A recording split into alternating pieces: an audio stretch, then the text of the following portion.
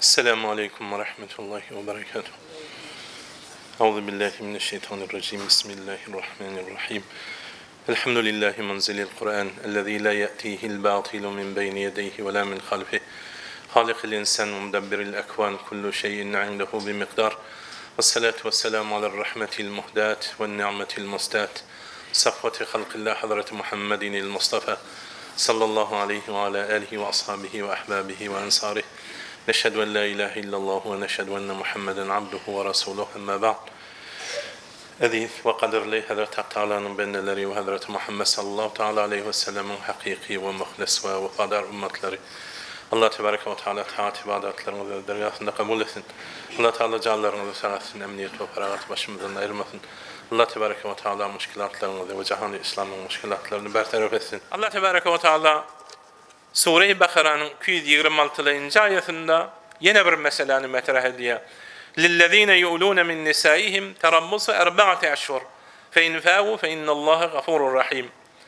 Ol bir adamlar ki zinalarımıza yanlışlık değerleyip kasem içiyediler. Bu da bir nev'i kasem. Onlar için vazifedir 4 ay muntezir olmalı. فَاِنْ فَاوُوا eğer 4 ayın içinde zinalarını kaydı olsalar Allah Teala beden günahlarını geçer de Allah Teala mehribandır diye. Bu ayanın sebebi nüzulunda geliyor. Peygamberimiz gelmediğinden öngünçe ehli cahiliyet diyorlar da o vaktla bir şeriat yok. Ola neymiş demişler? Zinanalarına eziyet verecek adam. Zinanasından yüreği soğuk adam neymiş demiş? Yine özü de hele edesi gelmeye, talağını verip başka kişiye hele olanını da kovun istemeye. Hiç kime de bardıracağım değil, özü de doğru hele edecek değil. Ola ne diyemiş? İnha senin bilen indi men eğer hele olacak değil kasem içiyemişler. Bula. Ondan sonra o zinana şöyle gelip görmeli.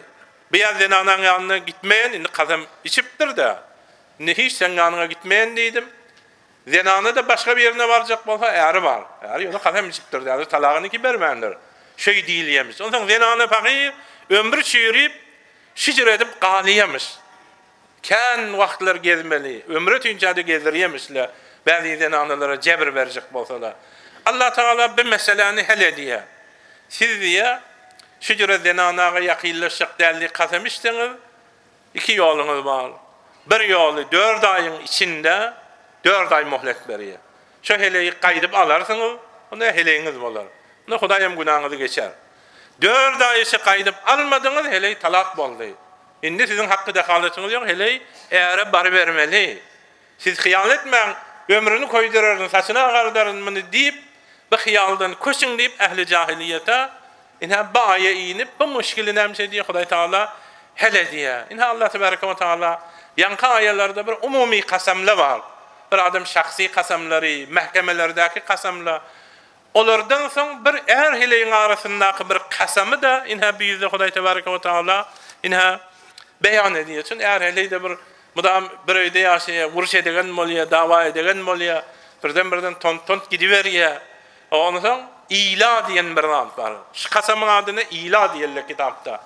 Adını bilmesen bilme. İla diyeni bir kasam ol yankıyanık 4 ay ya 4 aydanken zinanın yanına baracak değildi kasem içten muhtevası şu da adını bilmesen hem şunun hükmü şicre kasem içten sonra ilam oluyor. Adam senin adını bilmedi işse öldürüyor ki adını bilmek şart değil. Önce bize ila diyenin ne mi? İla diyenin ne mi deyip adını bilmesen bilmezsin. Şayedem ediyen bolsan şu işi. Yani şayanın manasını bir dinlemeli. Eğer bilen heleyin irtibatını kat ediyen bir 4 zat var. Birisine özünüz biliyorsunuz Huday saklasın şu talak. Birisi kat boluyor rabısa mesela. Şu şeraitleri ki isteyen. Birisi de ila şüpharım. Yakınlaşacak derli kasem içiye. 4 ayın içinde Allah'ın heleyin bulması gitti. Birisi de li'an diye. Li'an diyeni heleyine tohmet ediyor bir adam. O zaman onun demeleri var. 5 defa birine mesela lanet edişiyle ebeda son erheleyi ebeda bolu bilmeyenler.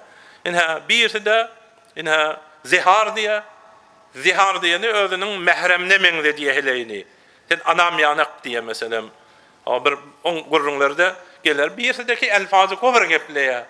hele eğer Allah'a, peygambere, Kur'an'a, şeriata, imana dil yetirberse otomatik öz-özünden ayrılıya gidiyor, fesih oluyor. Dubara nikah etmesen. İnha bayada şoların birini gurrun ediyor. Yani ila diyen adı gurrun ediyor. İnha ila diyeni o da bir kasam. Allah'ın adı bilen bolmalı. Allah'ın sıfatları bilen bolmalı. İnha şucura kasam içen adam 2 tane iş var ya 4 ayda almalı. Bolmasa da hele talak boluyor deyip inha Huday Tebareke ve Teala şuna aydiye. Eğer 4 ayın içinde alsa onda Allah'ın adı bilen kasam içen bolsa şu kefareyi ki yana ayttık da 10 garibi nahar vermeli ya 10 garibi doğanmalı ya bolmasa da kul azat etmeli. Bu üçüsünden olmasa da 3 gün izme arazı tutulmalı. 4 ayın içinde kaydım alsa ya. Allah günahını geçer diye. Kefare bar yerinde günahını şon bilen geçenliydi Huday Teala. Eğer yok 4 ayın içinde almasa da bir tane bayin talak boluyor. Bayin talak diyeni dobara indi alacak bolsan ademi vermeli. Hele razı bolsa indi al bilyen. Razı olmasa indi dobara barmayan. O adamı deyse barmaya. Yani bayin diyeni yani kullen mehriye verme. En ecnebi bol yani. 4 aydan son şey diye bay diye.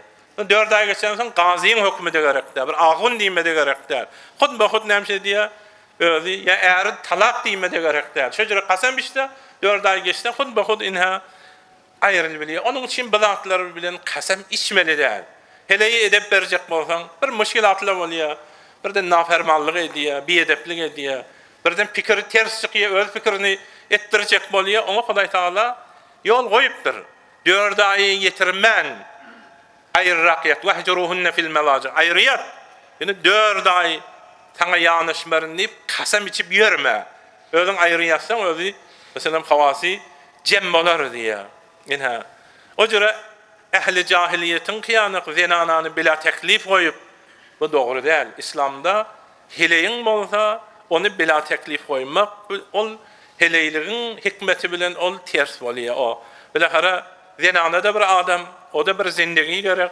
Yine onun teklifini müşahhas etmeli. Yani eğer mi? Ya eğer değil mi? Şun bilen onşup yaşayacak mı ya? Yaşayacak değil mi? Yine o adamlar ki zinanalarını bila teklif koyuptırlar. Ki camiada mesela talağın vermeyenler. Yanına da gidip yatmayanlar. Hiç mesuliyetleri yok yani. Harciyetinde vermeyenler, ehemmiyet de vermeyenler. Yine böyle basebat da bolsa cahiliyetin işine diyorlar. Yani ayttık da cahiliyette işleri ediliyemiş. Bir günah. O zinananı ters yollara, hıyanet, inhirafata çekmekliği mümkün. Ondan sonra şeriatın hükmü şayede onun teklifini roşen etti. Hatta Hazreti Ömer radıyallahu teala anhu bir gece bir zinana bir öyün içinde lale çalıp aydım okuyan olmalı. O zinanın eğri kafirle bilen cenge gidenmiş. Hazreti Ömer düşünüptür de düşünen adam da zinanı edafe ses çıkarıyor. Biz mizandan düşüptür zinanlar. Ondan kıyırından gelip soraptır. Bir hele eğer siz ne vakit onu biliyor. Kıyırı deyiptir, anırsı 4 ay onu deyiptir Arap hele. O mizaca bağlı, o mizac tabiatına bağlı.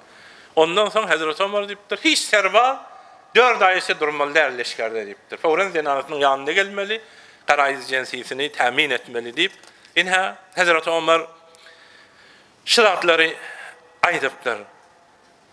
Yani zinananın cidaniyen heddinden ilafa inha durmalı. Onun için kendi soralı ahullardan. Mesela biz başka bir yerlere gidiyek işleme, başka yurtlardan kalbin soralı. Mesela Türkiye'ye yere gidiyek. Bir ettele diye sonra 4 ay gelmesen heleyin talak boluyor. Yani ilanay diyorlar olmalı. Yok, onlar 4 ay gelmese heleyi talak bolmuyor. O tarik bilen talak bolacak bolsa yani deydik kasem içmeli. 4 ay ya mutlak kasem içmeli ya evet yanlışlık değerli kasem içmeli. Şu kasem içenden son 4 ay gelmese talak boluyor. Ama bir fakir kamyon zürüye, kargeriye diye başka bir yurtta ya gelmede bir ansaf zat değil. Onun bilen heleyi talak bolmuyor. Yani Hazreti Ömer aytmışlar, qovuz adam değil. Zinananı hatta 4 ay yetirmen bir zinanan yanına gelip gitmek o bir şeriatın bir qovveriyen vadı. Fes eğerler zinanılar eğerlerinin mizacını bilmeli. Ne kadar tahammül edebiliyor.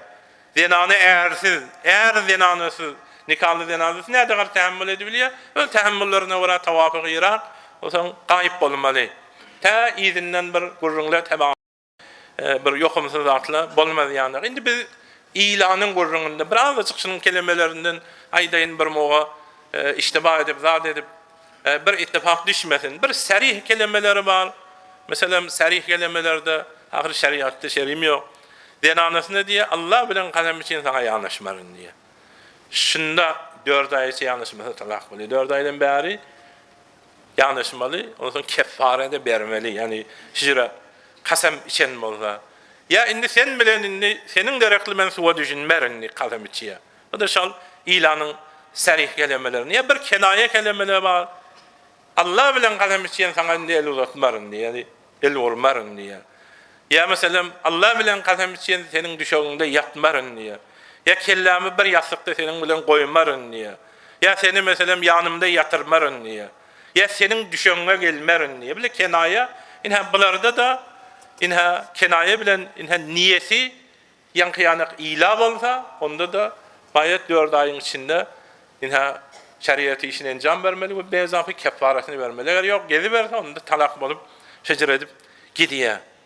İnha şartlarda ya mesela yine bir kelime bizim Hanefi mezhepte aydılıya zenanasına bir adam sen bana haram deyse bazı muritlarda aydılıyaram eştiliye soruqlarda bu niyetine beslegisi var. Niyeti talak bolsa talak bolar. Niyeti zihar bolsa zihar diyen bir gurrun ba o da gelir o bolar. Ama yani yalandan aytdım da deyse o yalandan aydan bir kelimesi bolar. Yok eğer kasti haram diyenimden menzurum haram aslen sen deyse onda yine de şu ilah bolar. Yani 4 ay içe hukmen yanlışmalı, yanlışmasa onda yine bir talakı bayin bolar. O zaman 4 aydan beri yanlışsa o zaman Allah'ın adı bilen kasem içse kefaret, Allah'ın adı bilen kasem içmen. Eğer mesela hamal sen bana haram ya mesela senin bilen kellen bir yastıkta koyacaklar. Eğer yastıkta koyan vaktim bir yıl arazı tutmak boynuma lazım olsun deyse Allah'ın adı bilen kasem içmen. Bir yıl talik etse bir yıl arazısını tutar. 4 aydan beri de inha denanasına inha yanaşar. Bu zatları da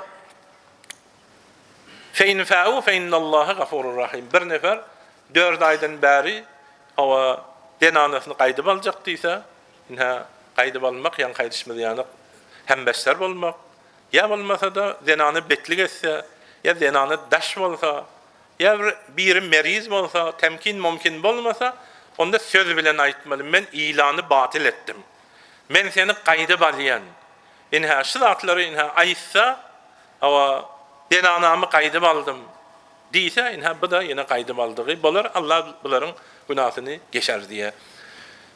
227. ayetinde Allah Teala diye ve in azamut talaka fe innallaha semiyun alim. Yok bir adam yankıyanı kasem içip ay indi de oturuptur ahir kasem içinde de bir denanı bir betli atmış şöyle kasem içiptir.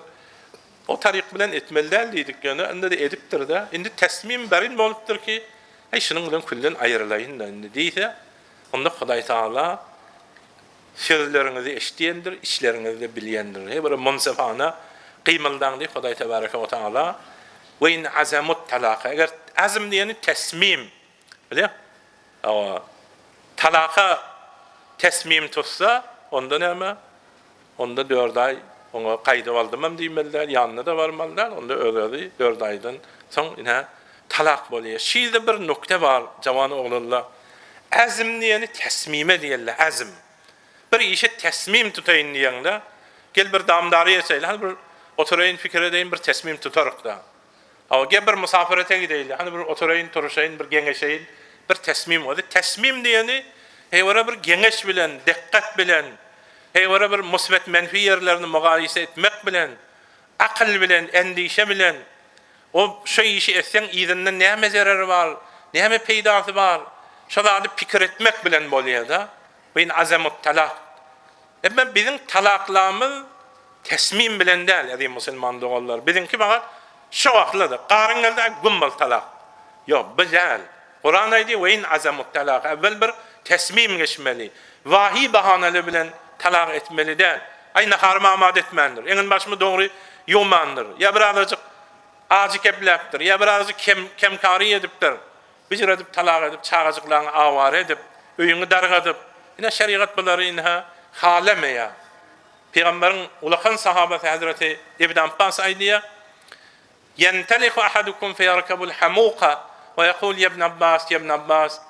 Sizin biriniz hemağatın ayağılığına eşeğine miniyeňiz. Ýerinden İbn Abbas näjere boldy öýüm ýykyldy dik gelýäňiz diýipdir da. Bizim jamamyzda bir şeylerde. Üç talak ediýär.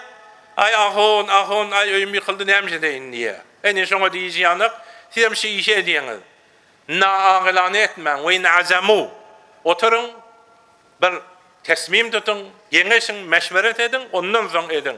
Na'aglany iş etmeň. Eger ücretçek bolsa, ahon aýlanyp ýörmeli bolýar. O ýa-da ahullardan gurrun ediýärler mesela. Dedanaların talak ediýär, olahunadan gurdiýär, olahuna Kur'anyň hatyna ahun näme nazar bar. Ahuna terjime edip berýär. O hemmesi ýeksida bir zada etdi diye. Akma gözün akıl bilen deňeýler. Bir iş tutar soňrasyndan aňaýlar. Soňundan aňaýlar diýdi maktumly. Zeynin kaýdyr aklyň teňeýler, diýdigiň eýlemez başy ýandyr. Diýdigiň eýlemeýär, diýen sözüňi tutmaýar. Ýa-da aýdylmaýandyr urmy. Hey talak edibermeň. Nikah ediňizde gadam gidişiňiz ýanyk, aýrylşak bolaňyzda gadam bir pikir, meşweret, bir bir şüjre edin diýär. Ve in azamut talaq inha talagy wahi bahanele bilen bermeň. Allah eşdiýendir, Allah bilýändir. Baýa bize tehdit edýär. Bir bendeňiň gyýdyny alyp durun. Biriniň heýsiýetine girip durun, toý edip durun, planyň gyýdy, planyň gelini, planyň eleýi diýdirip durun. Indi gelek edenläni bu form aleki bahanele bilen olaryň abiray heýsiýetini gyýdynyň talagy berdiripdir diýme. Kan meseleler, kan müşkilatlar bardyr. Sen vagiýetini bilmersin, ýöne Allah Taala eşdiýendirem, bilýändirem. Bäzi mesailler var, eğer şayet aýdy bilmeýändir. Bäziler var, hile aýdy bilýändirler. Bäzi mesaillerden haýaşullah, ahullah orta düşýär er heleýin arasyna. Hele agdyna gelen adaýdy otyr, ay bu falan. O belli der ki bu çyndygy. Ya er heleýine meselem töhmet edip otyr, ona aýdyp otyr muny. Ýok, Allah Taala Semiun Alim. Biz eşdiýek, bilmeýek. Allah hem eşdiýär, hem bilýär. Biz hal eşdiýek dog çynlygyny, ýalanlygyny ol yapıştırılan gurrunlaryň biz onun vagiýetini bilmeýek. Allah eşdiýärem, bilýärem. Mücazat bermänide cehennemi bar, biz onu görmeýek. Talak erkeň elinde amanat, ol amanaty her wahi bahanalary bilen gelip hıyanet edibermeliler. Abiray heleýin elinde amanat, o da onu saklajak bolmaly, hıyanet etmeliler. Wagiýet bilen gidibermeli. Hem gurrunlar var. Bäzi adamlar meselem zinanasyny öňe töhmet ediberýär. Lek ol çynmy ýa bir neýren hile hokkamy onu Allah bilýär. Ay men şoň üçin talak berýän diýe. Olam başga bir jaryan bar meselem. O benden gyýryndan ýürek soňupdyr, başga öýlenjek. Mes bolupdyr özi. Yalandan gaýtyp onu talagyna bir berýär. Gaýtyp edafa töhmet hem ýapyşdyrýar goýberýär. Indikide hiç kim almaz ýanyk diýär. Bu atlary etseňiz Allah men özüm bilip otyryn. Hesabyňa ýeterin diýdigi. Bäzi adamlar da hilegar. Ola denany bir benden abrayly hanywadan, barjymly hanywadan gyýryny alýar. Bir ýyl aşygany ýaşaýar. Ay o derde soňa maşin berýär, beşikler yer berýär. Bularym hemme heleýiniň mugyna gelip adyna gurýar, ýene goýa berýär. Ýene bir baýyň gyýrynyň gulagyny kesmeden şin. Allahu Semiun Alim. Bu hakkalary sen bilýän muhadime, sen üstünden magzyny halgadan Allah var. Eşdi bu motir, bilip bu motir cehennemem. Şüjür adamlardan şirin tedarik werilipdir. Ya bäzi zenanylar var, baýra adamlaryň ýerine gelýär. Jaý adyna gurdurýar. Ay aşygana goja gepli, öýtdirýär, maşina adyna gurdurýar. Serbisi gyzyl alýar. Ýa-da ýerinden hıyanet edýär. Hemme adı da alýar diýär. Eğer de mecbur edýär bir iş edýär ki talak bersin eğer. Cidani bilmesin. Ýene bir gidip bir baýyň gulagyny kesjek bolýar. Bulara Allah tebaraka we taala diýär. Semiun Alim. Eşdi we motirin, bilip we motirin. Ýene men pişikdärli birden ýüzüňde topulup durmalamany olarlar nesip etdirmen diýjegi. Dünýäde ýa nesip etdirme, kıyamatda da cehennem amade diýdik. Allah tebaraka we taala hemmelerimize iman-ı kamil, amel-i salih, ahlak bersin. Assalamu aleykum we rahmetullahi we berekatuh. Allah tebaraka ve taala Sure-i Bakara'nın 228. ayetinde aydiye vel mutallaqatu yeterabbasna bi anfusihinna thalathata quru. Talak edilen zenanalar özleri 3 ay başı muntazir bolarlar, yani etde oturarlar. وَلَا يَحِلُّ لَهُنَّ أَنْ يَكْتُمْنَ مَا خَلَقَ اللّٰهُ فِي أَرْحَامِهِنَّ. Zenanalara halal değildir. Allah Tebareke ve Teala'nın onların rahminde yasalığında yaradan zadını penhan etmeklik. İn kunne yu'minne billahi vel yevmil ahir. Eğer Allah'a kıyamet gününe inanmaları bar bolýan bolsa.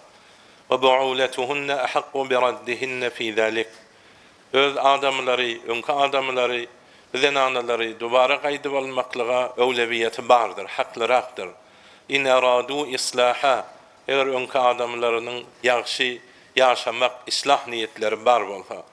Ve lehunna mislullezî aleyhinne bil ma'ruf. Denanalar üçin bardır. Ol bir zadyň meňzeşi bardır ki denanaların aleyhine bolupdy şeriat şeriatda tanylýan ma'ruf taryka bilen. Ve lirrijali aleyhinne derece. Erkekleriň denanaların üstünde bir derece ezafalygy bardır. Wallahu azizun hakim. Allah Taala zorludur ve çuňurdan bilýändir. وَالْمُطَلَّقَاتُ يَتَرَبَّسْنَ بِأَنْفُسِهِنَّ ثَلَاثَةَ قُرُءٍ diye bayada edi musulman doğullar baya iddanın hükmüne aydiya. İdda diyen bir zat var zenanala. İdda oturmalı, talak verilende, adamısından ayrılışanda, ya mesela bazı vakitlerde adamısı ölüye, bir miqdar iddası var, tefsilinin aydarık. İdda diyeni näme? İdda diyeni näme? Bazı vakt adam bir müşkilat başına geliyor, bir vakt bir zadyň üstünde garyn gelýär, hakdan ýa-ni hakdan zenanany Hudaý etmesin talak berilýär. Ondan talak berilende şu ýüze zenana etde turmaly diýilýär. Bir oturmaly zamany bar, wagty bar, şoňa diýilýär etde. Inha zenana başga bir äre barjak bolsa, şu zamany tey edip barmaly. Şu ettanyň wagtyny inha geçirmeli. Ettany näjire oturmaly. Inha bir zenanyly bolýar. Hudaý etmesin biziň şu wagt zamanamyzyň bir musibeti. Hemmeňizem nigarandyrsynız, hemme öýler, hanawadalar, jamaa hemmesi nalan. Lahara hemme kişi qyyn berýän zady birden talak berýärler zenanany. Zenana talak berilýär. Ya bolmasa da ya erkek dininden dänýär. Indi kadim zamanlarda bolardy bir adam dininden dänerdi, bir kafir bir zat, Hudaý saklasyn türkmende ýokdy, beýleki ýyllerde eşdilerdi. Emma bu zamanda beter biderek bolup durup biz.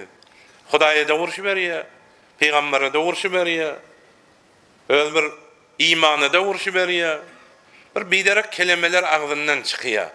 Kur'ana urşýar, ya şeriatyn maskara edýär.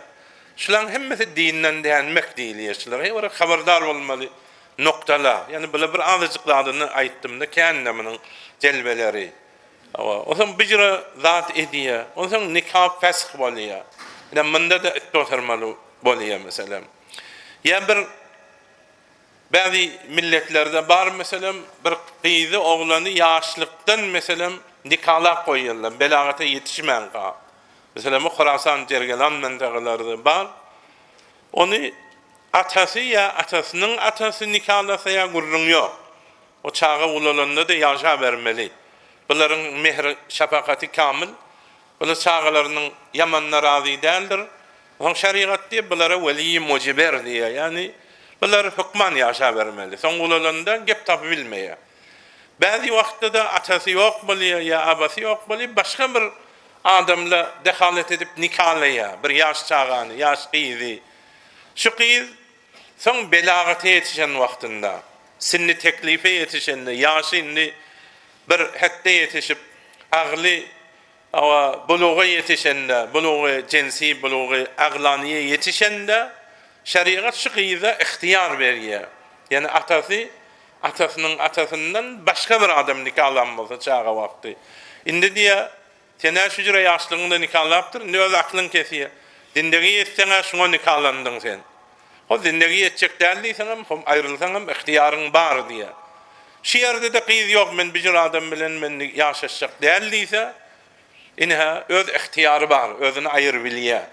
Hükman eğer Yok men bunun talagyny bermeýän diýip bilmeýär. Şücretlik derekli aýrylşanda da etde oturmaly bolýar. Ya Hudaý etmesin meselem bizim jamamyzda bäzen görülýär. Bir abraýly hanabada gelýär meselem gyz aldan ýerde bir derek oglana barýar. Aslan gününi geçir bilen o. Bir gün harcını berbilecekler şok eleyin. Motat, uftada, öy yok. Ata ece kovup koyuveripdir. Bu da bir şerif adam, bir dindar adam. Bilahara ili ağzına yetiyen adam bir camada, bir hanabadaga bir heyvara bir ayıp gelecek il, bir at takacak. Bir cire yerde de kıyız aldanıp şecre adama barsa hanabada itiraz etse, şeriat hak beriye, o verecek derdiyse hakkı var kıyızını. O bir adama biz bir kıyız vermeyek diye mesela bir derek gününü geçirbilmeye. Bir mesuliyet adam. Ayman derdesi baydı bir yana kıyızını alıptır da bir cüre gerugan alıptır bir. Hele almandır ki ona hele gerek de alağırıyın ona. Bir cüre yerde de şeriat hakkı itirazı hanabada beriye şu yüzde de ayrılışıya kofu olmalığı için, kefaat bu denlik olmalığı için şu yüzde de ette oturmalı oluyor. Ya bazı vaktlarda oluyor mesela zinananın özü bitirak oluyor. Eğer fakirim neçe yıl işleptir, güçleptir, bari yoğunu bilahare mehriye deyiptir, toy deyiptir, harc edip beriptir. Şimdi bunu eğer diyemen ne acaba bunu talağını versem bir de kaldadım gidiyor. O bir de aslen zinanalık eden o takdir özünde şeriat bilarakta bir yol koyuyor, bana hola diye, ya talakı tevafıgı diye.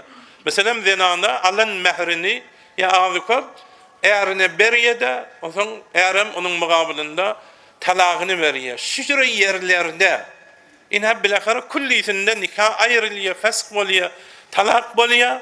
Şücre yerlerde zinana nemşetmeli oluyor, ette oturmalı oluyor. Ette oturmalı olanda zinana yaşacık bolmasa, ya qarrı bir aybaş vermeden qalan bolmasa, ya bir merizçilik derekli aybaş vermeyen zinana bolmasa, belki bir zinana aybaş veren zinana bolsa, şeriat diye 3 aybaşı şu oturmalı. Yeterabbesne bi'enfusihinne selasete kuru.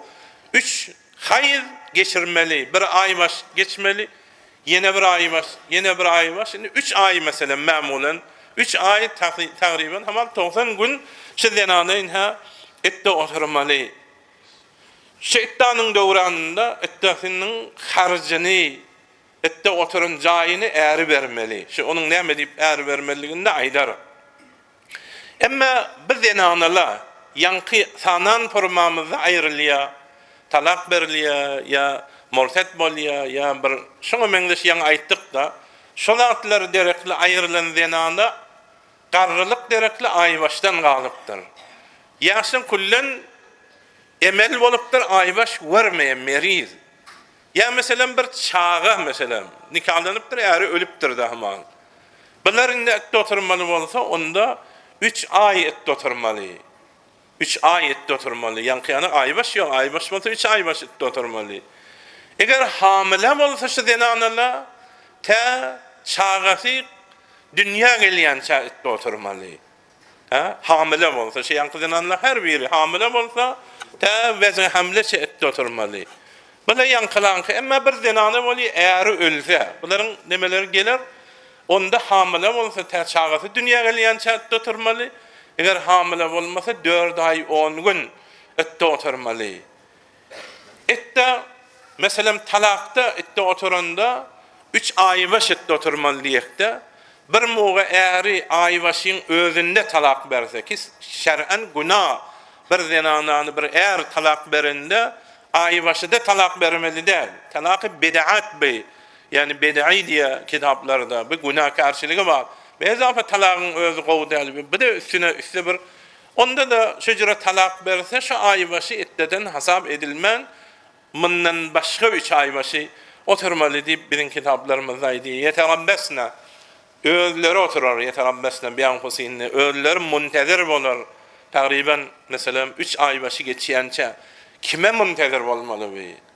3 ay başı geçiyençe mesela 90 gün muntezir olur. Kime muntezir olmalı? Kur'an bir dahi kelimanı aydiya önkü erine, şu talak veren erine belki bir içtimai bolupdur, bir akıllık edipler, zat edipler, bir talak ya iki talakda zenanasyny gaýdyp alyp bilýär. Onuň üçin zenana şol ärining öýünde, ärining harjy bilen şo ýerden oturmaly, ýani şoňa muntazir bolup.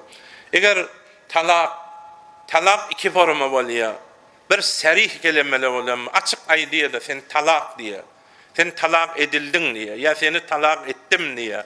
Şuňa Hudaý haklaryn bir kelimeler bilen aýtsa, maňa näme diýerler? Rej'i talak diýerler. Rej'i talak biraz yeňilrek hökmi. Rej'i gaýdyp alyp bolýar. Bir defe ya iki defe diýse de zenanasyny gaýdyp alyp bilýär. Eger şol 3 ay başlasyny geçirmänçä bolsa ya nikah da gerekden. Bir talak ya iki talak eden bolsa hiç kime eştirben bermeli. Ya mesela mehriye de gerekden. Hatta zenananyň narizayeti bilen hem eğer gaýdyp alsa inha şo muddanyň içinde näme işgali yok. Hatta şu 90 günün içinde zenana erinin naharyny çaýynda berbilýär, ýeňin başynda ýuwbilýär, hatta eğer gaýdyp almançada, eğer 90 günün 3 ay başyň içinde gaýdyp alsa ki çebekde. Bir mo gaýdyp almadyndan öňünçäde o işleri edibilýär. Hatta meselem erine birazcık hoşty birägem werin bilýär, o mu'taddatur rej'i tetezayyanu diýe biziň kitaplarymyzda bir rej'i talagyň attasynda oturan biraz hoşty biräk bolmaly. Erine dobara barmanyň çemeni tapmaly diýär. Ina şo jura etde oturup 3 ay başyny geçmänkä eğer men helemi gaýdyp aldym diýse de şu kelime bilenem gaýdyp aldygy bolýar. Ya meselem bir ameli enjam berse, onuň bilenem ina nikasyz zasyz ina gaýdyp aldygy bolýar. Ýöne rej'i talak bolany bilenem beter bilmeli zatda. Zenanasyny bir talak edip duraýyn, nikasyz aldım, işgali ýok, hop şer'en işgali ýok. Ya iki defe talak dipdir, gaýdyp alypdyr nikasyz. Aýnam nikasyz aldım, indi yine 3 talaga hakkım var diýmeli däl. Bir talak etsen indi 2 hakkın var, 2 talak etsen 1 hakkın var. 2 talak edip yine bir defa etsen indi tamam bolýar. Kullen indi gaýdyp Allah temmi edýär seni. Indi gaýdyp alyp bolmaýar. Meger bir ol başga bir etdesi geçmeli, başga bir adamy barmaly. O da ölmeli. Ya talagyny bermeli, bir gaty qyn, bir serihin. Emma birden de Türkmen arada var, kenaye bilenem talak edýärler. Toragura diýär. Özüme görünme diýär. Eger başga otar ataň oýuna gitdi diýär. Niyetinde talak bolmasa talak bolmaz bularda. Bularda niyet gerek. Kenayelarda talak diýmeýär da bir. Toragura diýär. Oturan ýeriň çökýär diýär. Özüme daha görünji bolma. Bir kelimeler aý diýär. Munda kalbinde niyetinde talak bolsa talak bolar. Talak niyetinde bolmasa bu urşanyň bilen talak bolmaýar. Inha eger bir kenaye kelime bilen talak etse bir mo niyetinde talak bolsa. Ýa-da ýankyany tawafygy aýrylşma diýip bir bela tapdylar meselem. Holada biz de tawafygy aýrylşdyk diýär. Zenana bir migdar erine pul berip özi aýrylýar. Hola diýerler. Bir iki ragam talaky bayin diýerler. Talaky rej'i däl. Bayin diýeni kullen seni kesýär zenanandan. Yani bir anlaryk sahtara. Muny ettanyň içinde eğer aljak bolsa alyp bilýär, ýöne zenananyň rezayeti gerek. Nikah gerek muňa, erine nikahlamaly. O rejin qiyana gaýdyp aldım diýen bilen ýaşa bermeli. Zenany razy bolmaly, nikah etmeli, bilahare mehriye bermeli. Bu form ähkamlary birazajyk ine saht bolýar. Emma bir bayin talak diýär rejide başga kişi nikahlan barjak bolsa zenana ettany tamam edip barmaly. Öz erine barjak bolsa bayinde de rejide de ette geçirme geregi ýok. Erine fawran bar bermeli, forsat tapsa. Inha ýa-da aýtdyk, talak edilen zenananyň ettanyň döwranynda eriniň öýünde tuturmaly, başga atamyň öýüne gidýänip gidibermeliler. Eriniň öýünde tuturmaly, erim Hudaý Taala diýe harjyny da berersiň diýe. Sen talagam bersen, o da Hudaý diýe, sen diýe harjyny ber, bir zindagi eder, ýani bir ota ber diýe. Inha bayin bolsun, rej'i bolsun talak, biz zenana şol öýden çykmaly dälindi. Şu 3 ay başyny ya 3 ay ya meselem hamile bolsa çağany dünýä getirýänçä şo ýüzden inha näme hiç çykmaly däl. toy aylanıp yürümeli değil. Ya ay falan ölüpdir deyip gitmeli değil. Bu iyice mihmaniye gidecek. Ya mesela ay bir kurbanlık geldi, ayıt geldi deyip bılantlara gidebilmeye. Bılantlar ya atamın yanına, ecemin yanına, familiyamın, komşulamın yanına oturmaya gidecek, tepriye gidecek, haride gidecek, ay misafirete gidiyorlar. Ya bılantların hemmesinden ettanın döwranında vazifesi şol öyden çıkmalı dälenme gynansa bu döwranda talak berdi öydenim kokkoy beriyor. Öyden kokkoy berensen o zenanı da aylanıp bir toytay aylanıp bir natözünün oyunda oturuyor ne erinin öyünde oturuyor. Bu zatla ne doğru zat değil. Ama ölümün ittesinde oturan zenana boluyor. Eğer ölüye fakir erinin ya hamile çağatı bolyan çağ oturmalı ya 4 gün 4 ay 10 gün oturmalı hamile olmasa bu zenana çıkabiliyor ihtiyacı için. Mehtacı zindagisi için hop gidebiliyor dükkanlardan haride diye. Yine de gelip akşam öz öyünde yatmalı. Bana birazcık şeriat. Ya mesela taksim tereke bolupdur. Fakir erinin öyünde oturacak. Veli öy sehmiyeti yok. Bir otak yetmendir bana. Veresele diye sen ne çık diye. Biz diye bir otak bize yetti diye sen gitmeli bolyan diyse. Bunda da başka bir yerde otursa oluyor. Hükmen o yüzden oturmak lazım değil. Ya bir yerde mal garası var. O mal garası telef olacak çıkmasa. O yüzden gidip biliyor. Ya öy yıkılacak boluyor. Ya eğer icara neşinmiş. Şimdi bir icaranı vermeli olsa icara polini tapmaya. Ve ölümün ötesinde oturan bu uzurlar derekli bir çıkıp öyden gidebiliyor. Yoksam hiç ette oturan la tuhricuhunne min buyutihinne ve la yahrujun. Öyden çıkarman, ölüleri de çıkıp gidivermezler. Hatta diye bizim kitaplarımızda bir muva sahtımanın otogları az olsa ay zenana sana cayı yok sen başka yerde otur diyemeller diye eğer diri bolan suratını eğerin özü başka yerde yaşamalı. Zenana şol eğerin oyunda ette oturmalı diye. Ne sebeple eğerin oyunda şeriat ette oturmalı diye ha? Indi bu şeriatın ediyen işleri bir hakimana aydi eğerin özünün önünde dursa qowy. Özünün önünden gitse yadından hem çıkar o. O zaman ol çağacıklarını verip dursa, o zaman çağalar gider onun irtibatını doğrular. Bir zaman dədesinin yanına gider, emmesinin yanına gider. Ama ya komşu qorum tapılar, biri tapılar müşkili hel eder. Ama gidip o hele bir yerde yaşasa, onun koltuğuna bir ehtele vakvakay, sen qop mu? Indi dağı bara olma. Sen nämedirин deyip o yüzüne onu vasvasa veriyor. Indi acap oldu.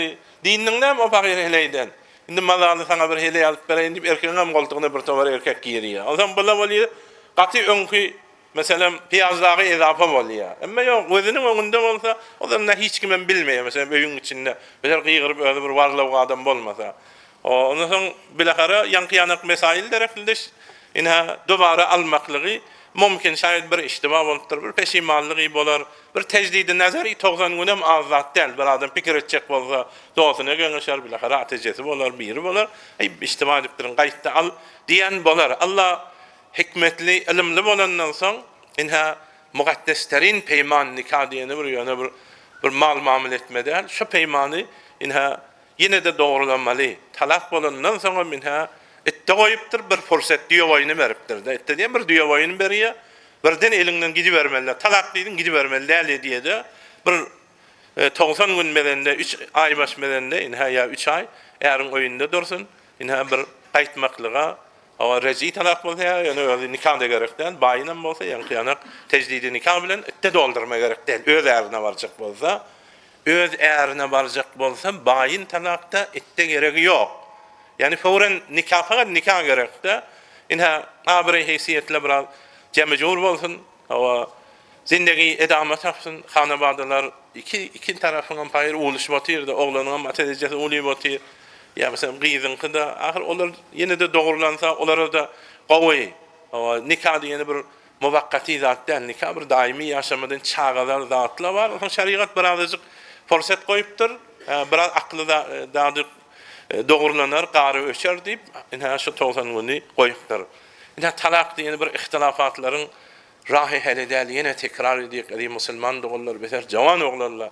Talak alaş değil. Talak bir gutde saratanini emel talak diýeni bir mualejede hele elinden gidiýär. Çağalan ağlaşyk galy biderek öýüňi ýykyň abgadul halal ila Allah at-talaq rawahu Abu Dawud we Ibn Majah.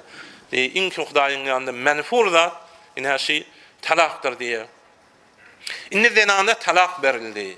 Biz diýdik zenana hamile bolsa şol çağatı dünýäge gelinçe oturmaly, hamile bolmasa adet berýän bolsa 3 adet geçirmeli, bolmasa da 3 ay oturmaly. Hop indi kim bilmeli zenana hamile ya hamile däldigini? Zenananyň özi emin diye şeriat munda aýdyp berýär. Ve la yahillu lahunna hilaylari halal däldir. En yaktumna ma halaqallahu fi arhamihin. Olaryň rahminde Allah'ın yaradan çağa bolsa, ol yaradylan çağany gizlemek halal däl, penhan etmeli däl. Talak edilenden soň hamile bolsa men hamile diýmeli. In kunna yu'minna billahi wal yawmil ahir. Allah'a we kıyamet gününe inanýan bolsalar, dogrysyny aýtmaly. Ho hamile bolsa, ne ta şu çağaty bolýança oturar. Hamile bolmasa da inha 3 tane ay başya, 3 ay ay başı vermeýän bolsa oturar. Bu aýatyň sebebi nuzulunda 2 rivayet gelipdir. Peygamber aleyhissalamdan öň jahiliýet döwrelerinde zenanalar talak jahiliyette de barmışlar. Zenanalar talak berilende ola näme edermişler? Boğazam bolsa talak beren erine diýmezmişler. Soň aýyn awwalraklarda bolup eriniň habary bolmasa diýmezmişler. Soň bakym ol indikara baryp o çağany indikardan hasap edermişler.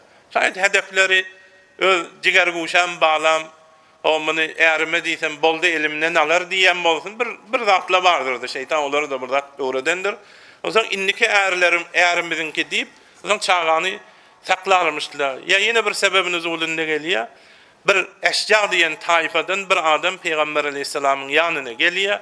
Ya Resulallah, mene zenanamy talak berdim. O da hamiledi, boğazdy. Men indi gorkýan zenanam başga bir ere barar, o da jahiliyet wagtda. Hem çağı bolýança durjak da ki bu wagt ýanyk İslamyň hukmy ýanykda. O zaman başga bir ere baryp o çağany başga bir erden diýer muhadip gorkýan diýende baýa ýinipdir-de. Baýa diýipdir, ýok. Öjür etmesinler, hamile bolsalar, aýsyrlar.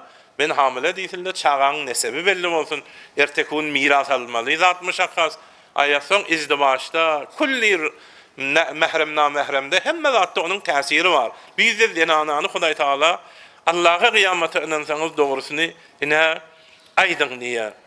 Ine eğer zenana talak edilen zenana hamile olsa tevbe hamile çelli inha ette oturmalı, onu penhan etmeliler. Penhan etse inha günahkar bolýar.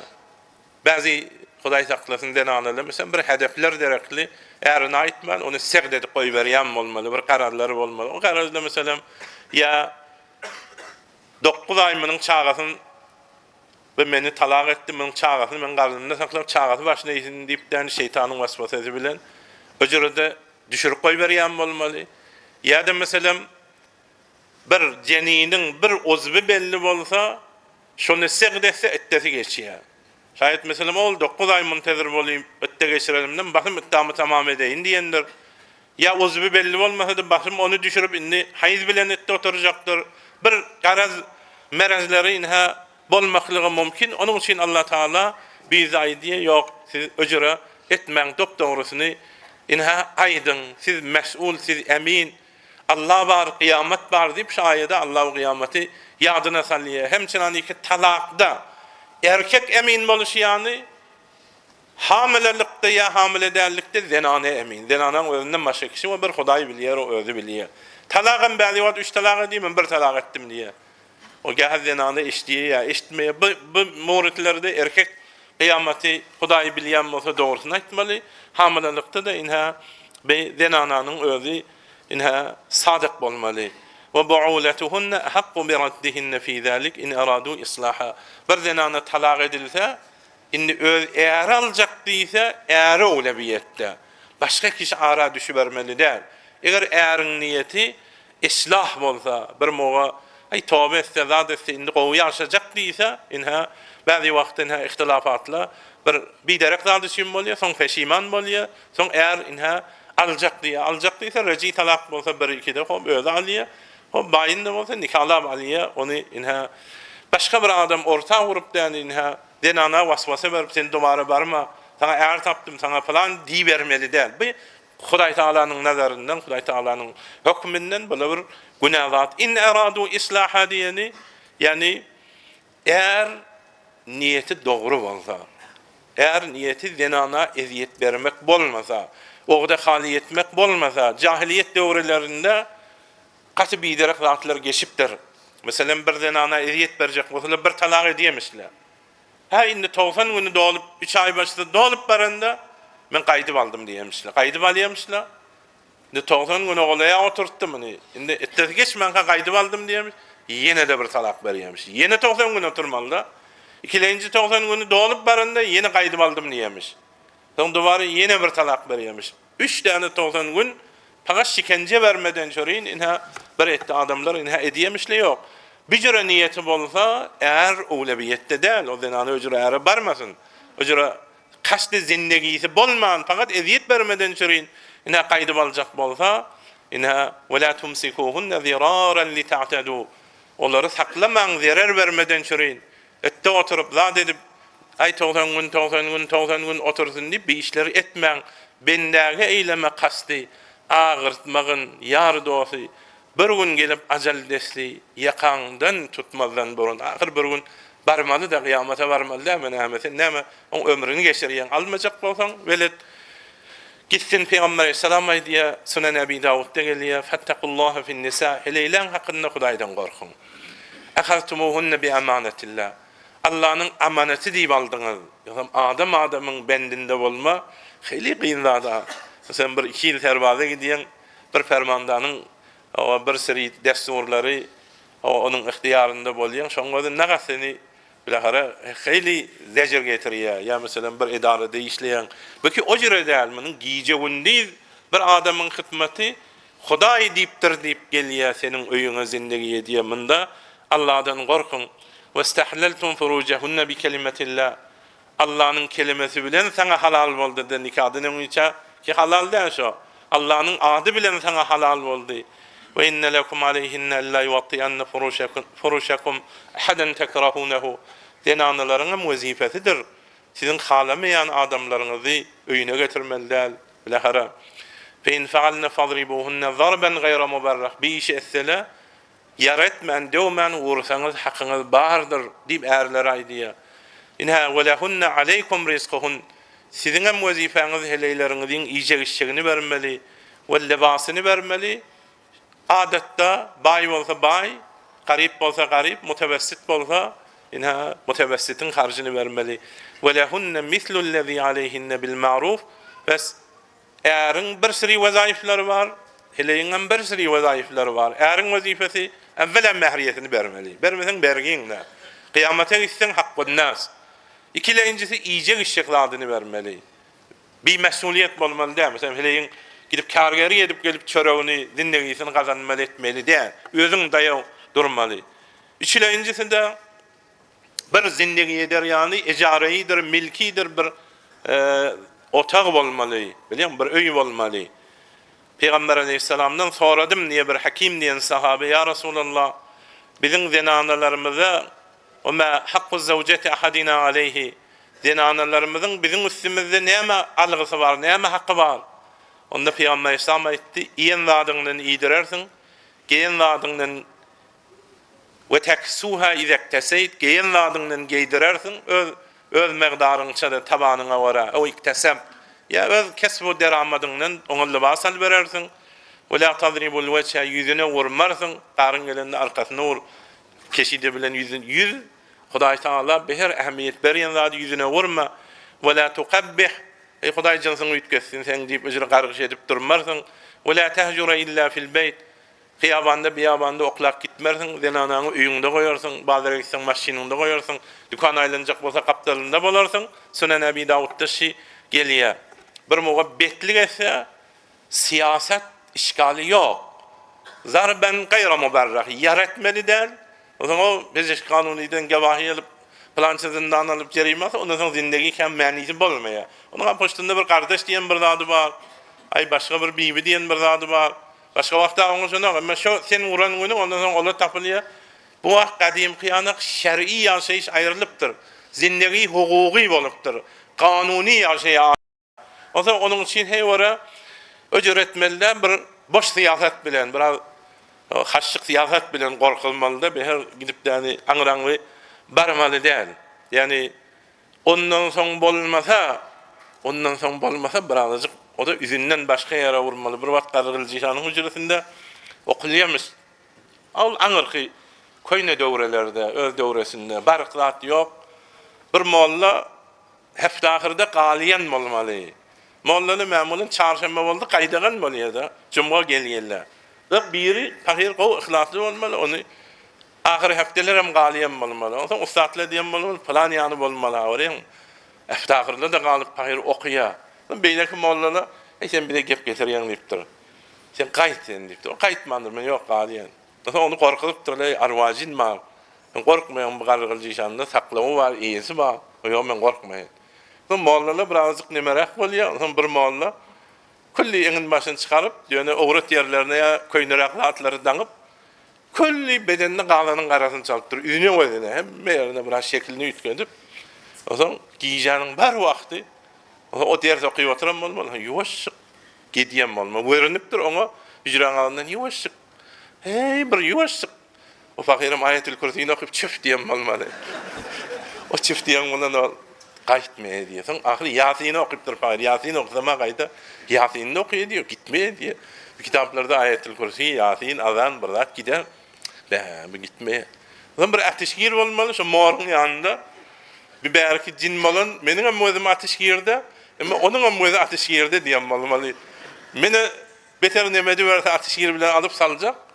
O da benim uğraş geliyor. İkimiz de müzemizin kıyası bilen ateş girdi. Onun için Yasin'i okuyup benim kulağına yuvaşık bariyen birden ateş giri aldı diye de yankı. Alıp şunu yaptı diye arkamı. Ondan sonra kaçtım niye? Ondan sonra kaçtım diye erti o yankı hicrede kalan gurrun Meryem olmalı. Akşam arva geldi. Kuday saklasın. Yasin'i okusan peydası yok şu arva. Ayetül Kürsi'nin peydası yok. Ama cinin eminden ateşgir geliyormuş. Cinin eminden ateşgir geliyormuş. O ateşgiri yetirmeli derken bir boş siyaset bilen birazcık korkulmalı, ateşgiri yetirmeli. Birazcık kıyın olacak da. O zaman biraz ihtiramlı yaşamalı. Mesela birbirine silamalı. O sen emmen gelende, benim emmem gelende bayat sen ihtiram koymalı, plan asmalı. Onun emmesi gelende birazcık şey diye olmalı, birbirine. Bazı nemeler var, hatta görün bir yerde mesela bir eğerle var, her ragam ha.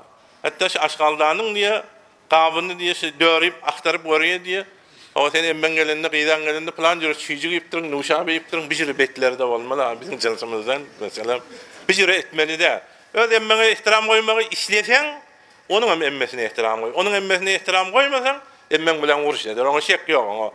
Ona da biliyor, ona da ders veren kaptalına, öz yanık zenanalar bar. Ya kıyıdana ihtiram koydurasın gelse, kardeşine ihtiram koydurasın gelse, onun kıyıdası kardeşi geldi. Boş siyasetten bolsa, oraya hoş gelipdir. Mesela kovu fezirayet, nakarı kovas. Akır şuna adet çıktı. Kovas diyme bile ne verir çıkmıyor. Kovas diyenin bir karşı yok ki kovas. Kovas, kovas adı düşe, şu öğünsüne adı düşe çıktı. Mesela zaten adı düşe çıktı. Sizce bir izhar mehabbetle, bir siyasetleri özün inha edivermeli. Ama yok. Sen aran, sen ebmen falan, kıyıdan falan, kardeşin falan, öyüne at takıp, o kardeşine at takıp, kıyıdasına at takıp, öylerini maskara edip, senin oyunuz falan jüre, neyme deyip otursan, onda zindaginin benası bozulur. Birbirine ihtiram kısmetinde de inha, bu zatları da rayet etmeli. Bir moğa öz emmen däden meriz bolýar, gidiyen, kıyıdan kardeşin meriz bolýar, onun emmesi dädesi meriz olsa icaze ver. Koy o da gitsin bir marsana gidecek bir iki gün saklaşacak. Yok hakkın yok sen. Gayet durmalı. Ne diyeyim saklaşma. Yine sana kalma. Falan gıydan ba. Ne ama bu gurrunlar tapıyor. Falan gıydası bolsa vardır. Falan kardeşi de vardır. Hop senden yüz vuruktur da heleyin. Onu icaza ber o da ve lehunne mislullezî aleyhinne bil ma'ruf. Şartları sen encam ber. Böyle bir hakları ki mesela eğer heleye etmeli. Ama heleyin mesela eğer etmeli zatları var. Ne peygamber sallallahu anırsına yakit koyuyor da bir adama secde etmek mücaz bolsa hele yarına secde etmeli bolar diýeni. Nihayet ihtiram. Elbet bakmadan hesaplı, mudam borç, dava, oradan çekip bergeç durupdur, ya maşini bir yere tükaptır, ya bir vuruşupdur, ya algısı önmendir. Bu bir tamam madeni müşkilat. Sen bizde biraz ruhiye berdiydi de, yok hükmen secde etmeliydi de. Sahih Buhari'de, Sahih Müslim'de geliyor. La yahillu lil mar'an tasuma ve zawjaha shahidun illa bi izni. Mesela eğerin öýde bolup durup nefil arada tutuyan koltuğuna tesbih alıp beyde oturmalı da. Ve eğerin taşından aylanmalı. Bilagara hizmet etme doğrudur, sen takva eleydirin. Sen hevre qowy eleydirin. Sen mesela näçe tahlil çıkyan, bu zatly qowy. Forsatyny qara. Bilen forsatyny qara. Eğer gelipdir, mesela işten gelipdir, güýçten gelipdir, behterin ibadatyň eğerine hemşetmek, kulluk etmek. O yüzden tesbih, Kur'an okuymak yok. Onun awlabiyeti yok. Mına çün şu Kur'an'ın eyesi, tesbihin eyesi diye bu awlabiyette deyip şeyde ay diye. Ya men muallime heleydirin. Ay ertiden gidip öýlençe, öýlenden gidip akşamaça gidip aran ders verip erň paýram öýde oldy goýamalylar. Ya men ay ahun heleyem köpelipdir da bu. Men gurrun berýän, men plan ýerde gurrun bermeli. Ay men plan ýerde mevlid okuýmaly diýip o yüzden eğerin elinden nalan bolsa bu zatlaryň bir ýan sawaby ýok. Çün öýdäkini eger sen on pikirini cem saklamasan zindagi behem deger o yüzden. Birisi de وَلَا تَأْذَنَ فِي بَيْتِهِ إِلَّا بِإِذْنِهِ. Bir adama öýe giýirjek bolsa, eğerimden icazalaýyn diýip, eğerinden icazalalyp öýe goýmaly. Boýdaşlaryň üýjürüp ýelde atyp oturmaly. Ya mesela geläkeden oy üýjürüp çigit alyp adylar, gelin oturjyga deýliň, şepneşini deýliň. Gelin galyan çekeýliň. Ýok, bu zatla bolmaýar. Eğerin icazatı bolmasa, eğerin bar bolsun, gaýyp bolsun, senin hakyň ýok. Onun emwalyndan, onun imkanatyndan, onun öýündäki zatlardan bidun icazat aslında istifadesi kıyamatda yakan tutulýar. Yine birde وَمَا أَنْفَقَتْ مِنْ نَفَقَةٍ عَنْ غَيْرَ أَمْرِهِ فَإِنَّهُ يُؤَدِّي إِلَيْهِ شَطْرًا. Eğerinden icazat alman, eğerin malından hazine etse, harc etse, ay birine sadaka diýip berse, eğerin icazatı bolmasa, eğerin malı bolsa bermelisin şonu. Öz malyň bolsa aýry gurrun mesela. Öz bir aýry bir dädiňden ýeten ýeriň mal dädiň ýa bir mal beripdir. Öz bir aýry bir puluň bar berseň işgal ýok. Eğerin pulundan berjek bolsaň dubara eğeriň razaýatyny almaly, äwvel icazat bolmaly. Ya gidäkden eğerin güwesini aktaryp puluny alakdan o modly koýnaklary alyp, halanlardan alyp ýok, bu bolmaýar. Bu hem haqqun nas er heliň arasynda da rayet bolmaly. Haqqun nas üçin nikah edilmendir. Haqqun nasyň kanuny fark etmeýär. Er heli boldy, ejnebi boldy, bulary hetmen rayet etmeli. Peýgamber hem biňiz şofan, hem biňiz öz goýunundan mesul. Inha padişah raýetinden şofan mesul. Inha bir adam öz ähli beýtine şofan mesul. Vel mer'a ra'yetun ala beýti ba'liha we waladi.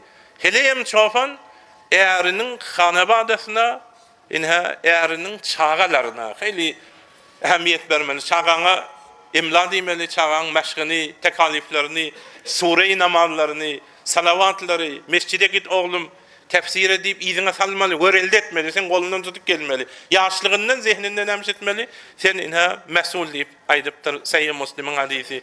Ýene Sahih Buhari'de bar, bir adam öz zenanasyny düşewine çağırsa, zenanada ýok, kabul etmese, eğer gary gelip ýatsa, periştanyň laneti tädaňaça şo zenanaga bolar diýipdir. Sen sert mezaj özüňe mualaje et. Ha, sert mezaj özüňe mualaje et. Özüň derdiňe derman et.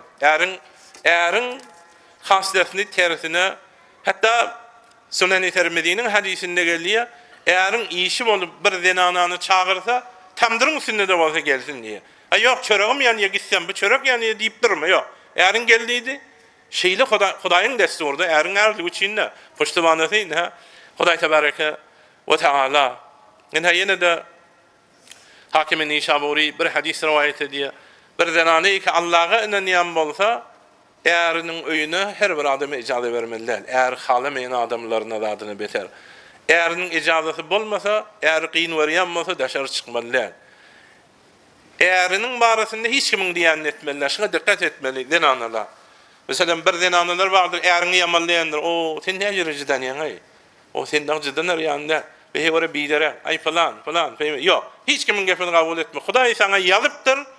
Sen şoňa razy bolda, Sen zindegi edip, şu wagtda zindegi edipdir, garipdir, ma'luldur, ma'yubdur, müşkilatı bardır. Onu kemsitme. Başka bir adamın gefine öz aklın dinin bilen inhasen gidip erinin düşöwünden garapda yatmalı, ökelapdany olayda yatı vermeli. Sen erini vuru vermeli. Bazı heleyle erini vuru verýän bolmaly. Bir çobarrak tandyrak eri tadı edip keside bilen gulagyny yapıp vermeli. Erini vurmaly. Eger eri zalim bolsa diye Peygamber Aleyhisselam erini razı etmeli. Eğer zalim de ne hakta özü iştimal edipdir, özü yaraşsın deyip durmalı. Sen gitmeli erin üstüne. Erin zalim bolsa. Eger erin zalim bolup gidip yanına uzurhahi edende kabul etse ya, vaktin geldi. Hem kıyametin aldım hem dünyanı doğrulandı. Eger razı bolmasa, eğer özü mugasser, zalim, sen gidiyen ay bağışla, bağışla diýmän näme iş galma, berin kemiyemi. Ondan gidip erin goňuny aljak bolýan. Eğer yine de razıdan heyvara havalı, o Hudaýyň gandaýa sen wezifäňi enjam berdin. Hop, sen boynundan kiri sowdun. Bula bir zatlar iki ezi musulman doganlar, inha eğer heleyin arasyndaky rabitalar mäkam edýän tanapla, şijre reftarla inha bolmaly bil ma'ruf taryky bilen. Welir rijal aleyhinne derece, eğerin bir derece denanalardan cihada gidibilýär. Mirasa biraz ezafalygy var. Hemmesinden muhim Allah er-rical kavamun. Öýüň mudiri erkek diýipdir. İki goşun kellesi bir gadynda gaýnama senem den ýok men diýenim bolmaly diýsen, o da men diýenim bolmaly. Oý dargamaly bolýar onda. Äriň biraz tedbiri güýçlirak bolýar. Mesela oglan Thomas diýip Türkiýe'ye gitjek diýe. Emmesiň jildine giripdir de, emme diýe, çagaly hemmesi Türkiýe'ye diýe ýoldaşlarymyz, atlarymyz, menem Türkiýe'ye gitjek diýe. Emme fakir bir kurany bir atife bilen göwüne agyryp gelýär, gulagyň düýbünden bir ses tapylýar. Ýatjak bolanda Çoğulan gidecek bolýar, sen birazcık pul vermeli, 3-4 milyon ton pul var, gitsin. Eğer bakır özüne dönüyor, bizine dönüyor, kulak asmaya, hiç ayrılmıyor bir ses. Ayetül Kürsü'nün tesiri bolmuyor. Ondan sonra erkek bakırın kellesinde min zat geçiyor. Mesela o yüzden mesela bir layık yurt, mesela bir bende bari var, bu oğlan gitse, yaş oğlan, ham oğlan, bunun yoldaşları da bir gorg oğlanla, o bir gitse bir fesad ahlakini öterek gelse, öz bir zadi öğrenip gelse, ve dersenem galar, maşktanem galar. Bu kullen ersehun necere bolar. Biraz amigraq bilýär, köprak görüpdir, müşkilatları tecrübe edipdir. O zaman ahir bir ýerde munyň fermany ýöreýmeli-de. Bu daşaryny wariýa-da. Her daşaryny wariýa. Begzadalar galdy çopan gahryna diýeni, heleň gahryna da galýar käsinde. Bir tecrübenin gahryna galýar, zenzelil diýmem. Begzadalar galdy çopan gahryna.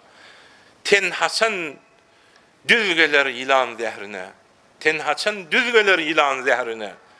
Bibat bolup dönsün Lut'un şehrine, her ülkenin hakim er bolmasa. İşte bir ülkede de bir adamın başına baksan nezim bolýar. Hemen her bir baş bolsaň benem oňarýan. Bijiresen onda dargap gitmeli bolýar. Inha er-rical qawwamun alan-nisa. Erkek heleýin üstünde serperes. Bima faddalallahu ba'dahum ala ba'd. Hersinin biri-birinden bir imtiyazy var. Hele gowy çağan çemin tapýar. Erkek iktisadın çemini tapýar. Ve bima anfaqu min amwalihim. Bir erkek jaiz alypdyr. Sana mehriye beripdir. Dädine ýalbarypdyr, emmene ýalbarypdyr. Haýyş edip seni getiren o pagy. Nigel sen bizde padişah getirmändir ki seni. Hadi bir ýan ýoldaş bilahara bir hem pikir getiripdir. Inha fermandalygyňa bir şerti erkek bolmaly, emma tejribesi bolmaly, dogry tejribesi bolmaly, dindar bolmaly. Harcı zindegini temin ediyen olmalı. Ve bima anfaqu min amwalihim. Allah tebareke ve teala hemmelerimize imanı kamil versin, amele sağlık versin, ahlakı fark. Esselamu aleyküm ve rahmetullahi ve berekatuhu.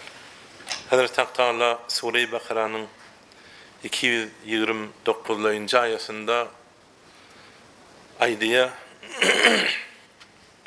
et-talaqu merreten qaydyp alıp bolýan talak iki mertebedir. Yani talak bolanından soň zenanany qaydyp alyp bolýan talak iki mertebe talakdyr. Ve imsakum bi ma'rufin aw tasrihun bi ihsan. İki mertebe talakdan soň ya gowluk bilen zenanany saklamalydyr. Qaydyp alsaň aw tasrihun bi ihsan ya da gowluk bilen denanany azat koymaly, yani qaydyp almaly der. Ve la yahillu lekum an ta'khudhu mimma ataytumuhunna shay'an. Eğerlere sizlere halal değil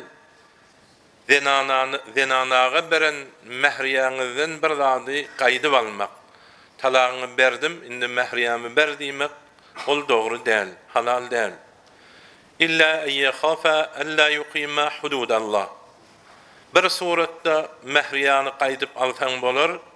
Eğer bilen heley Hudaýyň hatta merzlerini, haddaralarını, kanunlarını, ahkamlarını riayet edip encam berip bilmek diýip gorksalar. Fe in khiftum alla yuqima hududallah. Hudaýyň şeriatyny encam berip bilmek, indi bile ýaşaşsak Hudaýyň dini bilen ýaşa bilmek diýip gorksaňyz, fela junaha aleyhima fi maftadat bih. Eğer heleye günahı yok, zenananyň erine pul berip talagyny satyn almaklygynda, erde şo puluň mugabylynda zenanany talak bermekliginde. Tilka hududullah, şu Hudaýyň haddi merzleridir, haddaralarıdır, şaýdylan zatlar. Fela ta'taduha, bi haddaralardan, bi ahkam-ı gawanillerden geçmeň.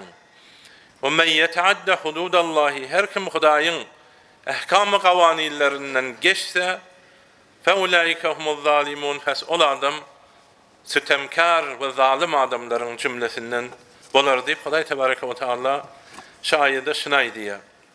Baýanyň sebep nuzulunda rivayet bolupdyr jahiliyet döwrany. Jahiliyet döwrany diýeni bizim peýgamberimiz peýgamber bolmanka. Şo döwranlarda talagyň bir belli sany ýokmuş. Inha şu wagt hatta ekser talak 3 diýekde. 1 talak, 2 talak, 3 talak. 3den aňry talak ýok İslam dini İslamda. O döwrelerde talagyň sany ýokmuş. Fakat talak berilen zenana etta wagt bellenýärmiş. Etta oturup mesela inha şu wagt diýip 3 ay başy ya 3 ay şüjre ettanyň wagty barmyş. İslamyň awwallarynda dini İslam gelip peýgamberlik edenden soňra ina şurawal şu öňkü jahiliyet wagtyndaky bernama ýörýärmiş. Ina her öz zenanasyny näçe talak etse talak edip bermelimiş. Bir talak edip yeni gaýdyp alyp bilýär. 2, 3, 4, 5, 100 defede talak etse zenanasyny yine de gaýdyp etteden soň bolsa nikah bilen, ettanyň içinde bolsa da nikahsy, mehriyesi gaýdyp alyp bilýärmiş. Yani her ragam talak da edip berýärmişler. Bazılar mesela zenanany talak edýärmiş, ettesi gutarmanka gaýdyp alýarmış. Yine dubara talak edýärmiş, yine ettesi gutarmanka gaýdyp alýarmış. Yine şijiri jebren berýärmişler zenanaga. Mesela bir zenana Hazreti Ayşe radıyallahu taala anha Peygamber aleyhissalamın zenanasının yanına gelip şikayet edipdir. Yani menin erim inha şey diye. Yani ol zenananın eri zenanasına diptir. La awiki ve la ada'uki tahillin. Seni öyüme de getirmerin. Hiç kime bir halal bolýan etmerin. Yani özüme getirip heleyem etmen. Halka barar ýanyk ýagdaýa da yetirmerin. Yani senin ettan geçip indi başga bir ýerine barmaly da etmen. Talak ederin. Indi ettan golaýlandy ýene gaýdyp alaryň. Yine talak ederin, yine ettan golaýlandy ýene gaýdyp alaryň. Hiç kim al bilmeýär. Şu ýere sütemi saňa ederin diýip inha o zenanaga aýdypdyr. O zenanada gelip Peygamber aleyhissalamyň zenanasy Hazreti Ayşaga aýdypdyr. Hazreti Ayşe de bu macerany Peygamber aleyhissalama inha gurrun beripdir. Şu barada şu hadisanyň, şu gurrunyň jogaby üçin ýanky aýa inipdir. Yo ojur edip bilmeýär. Talagyň haddekseri gaýdyp alyp bolýan talak 2 talak. Bir talak etsen heleň gaýdyp alyp bilersiň. 2 talak etsen gaýdyp alyp bilersiň. 3 talak etsen indi gaýdyp alyp bilmersiň diýip inha murajaat edip bolýan talak 2 talak diýip baýada beyan edýär. Talak merratan diýeni zenanany gaýdyp alyp bolýan talak 2 talak. Eger talak rejii bolsa, öňkü jelesede de aýtdyk. Rejii talak diýeni nikahsız, mehriyesiz Ve zenananın rezayeti bolmayan hem zenananı qaydıp alsan bolya, bir şertinki eddesi tamam bolmança, 3 ay başısı tamam bolmança. Ya mesela hamile olsa, çağası dünya gelmen kal, zenananı eğri qaydıp alıp biliyor.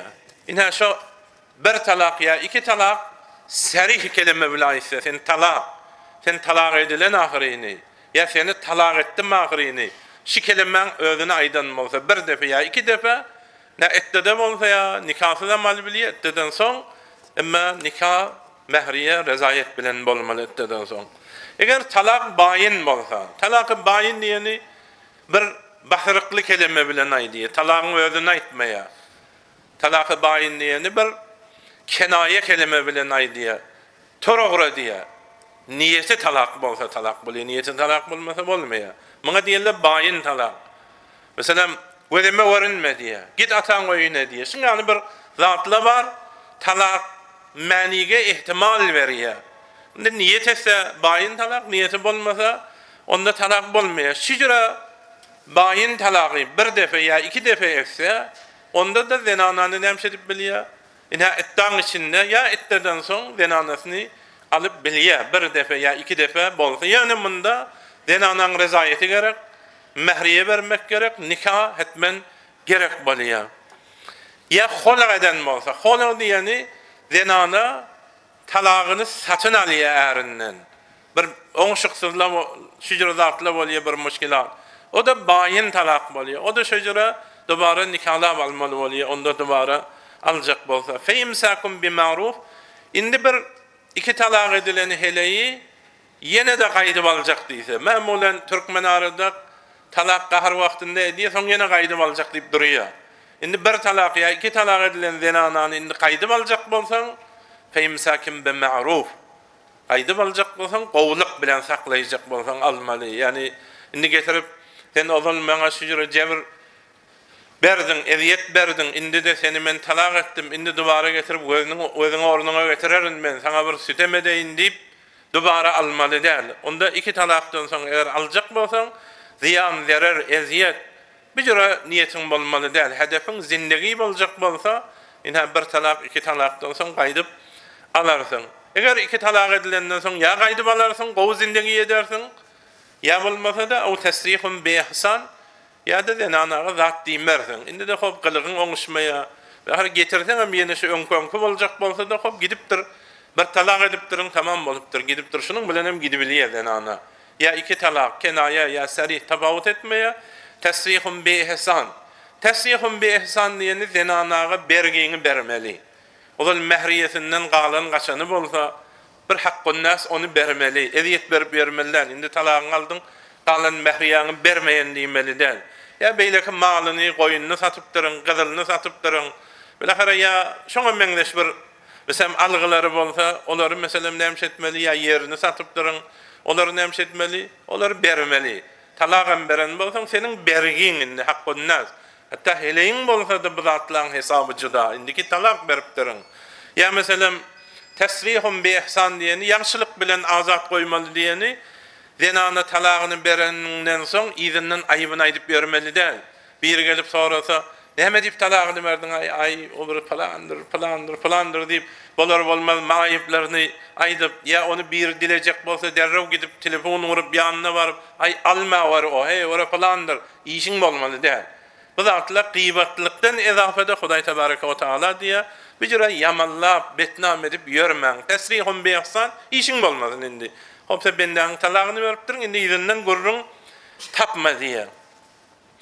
Yine ayanyň edamasynda diýe: "Ve la yahillu lekum en ta'khudhu mimma ataytumuhunna şey'an."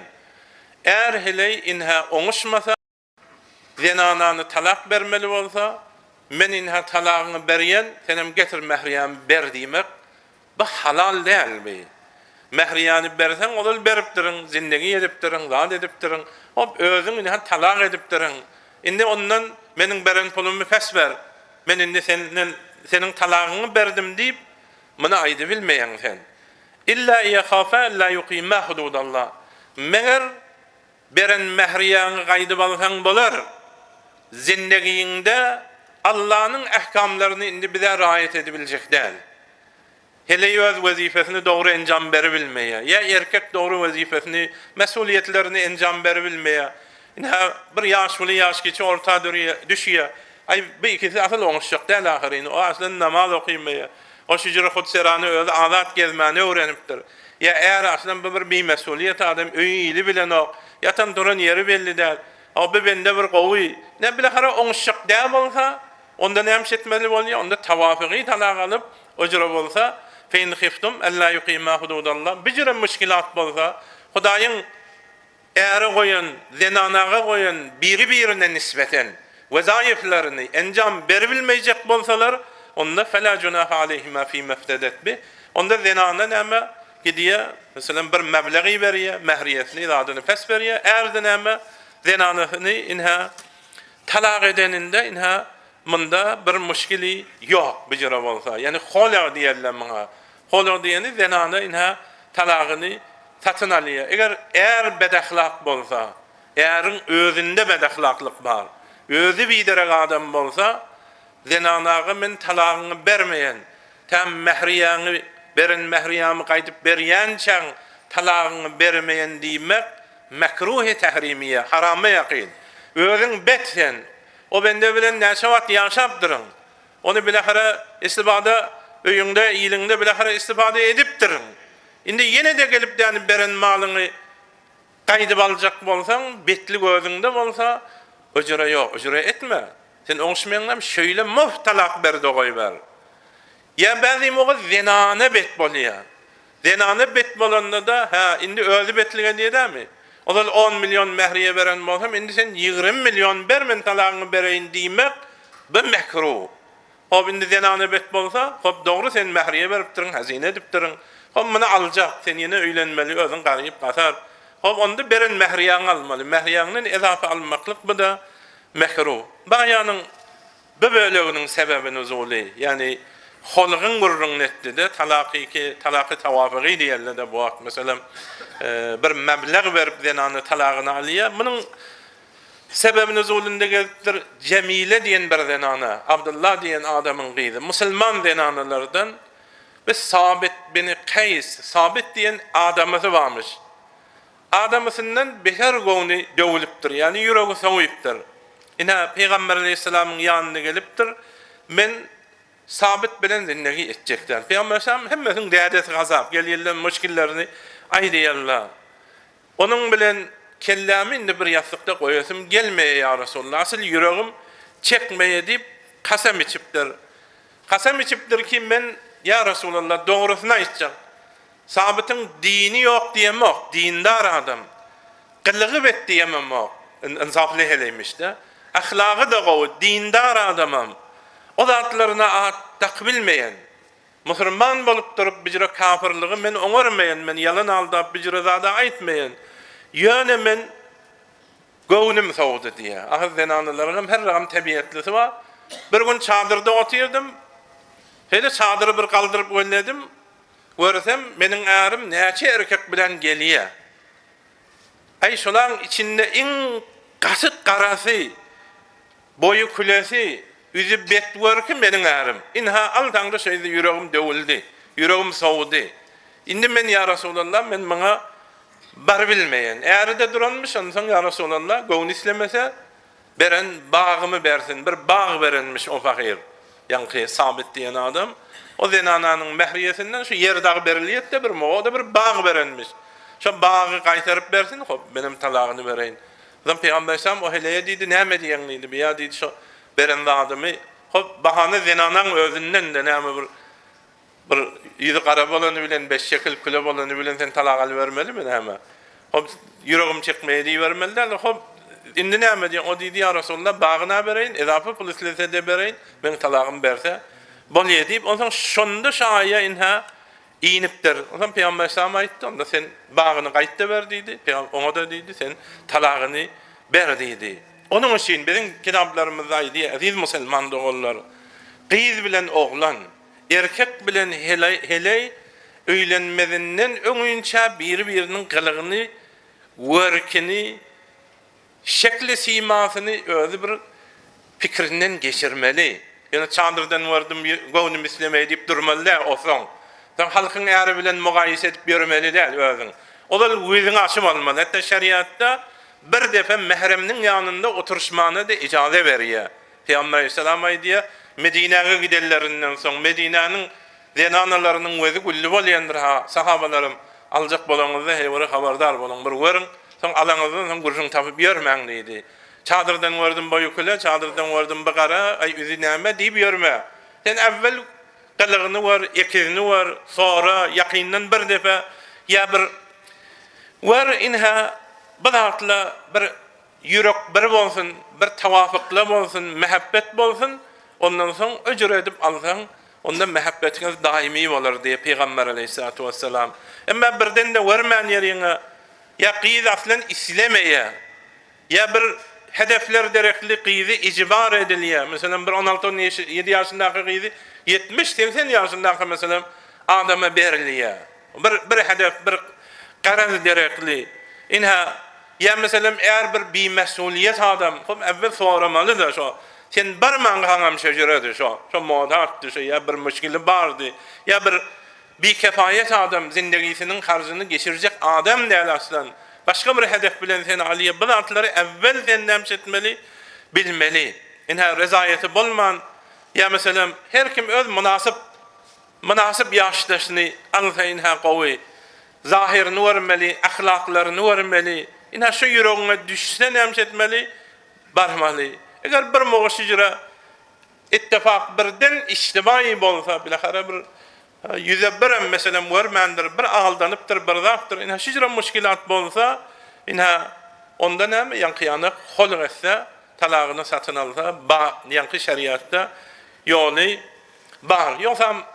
Ýok, erim talagyny berjek däl diýe, denany da aslen men talagymy satyn alyp aljak däl diýip, bir şeriat aslen ýol goýman bolsa, onda jamaň içinde gaty müşkilatlar boljak. Inha bir saligaları fark edecek, her senin varsan bir satın başka bir adam, denanı başka bir alamda. Yani kullen her bir formamış mesela. Ya garayzi cinsileri münasip demiş, onları tahammül edip bilmese, şayet mesela denana bir fesada, inhirafa çekilsin şu şerait için inha yankı talağı satın almanda şeriat inha denana mecbur olan vaktinde koyuptur. Tilka hududullah şu Hudaýyň kanunlarydyr. Fela ta'teduha şu kanunları develep geçmen.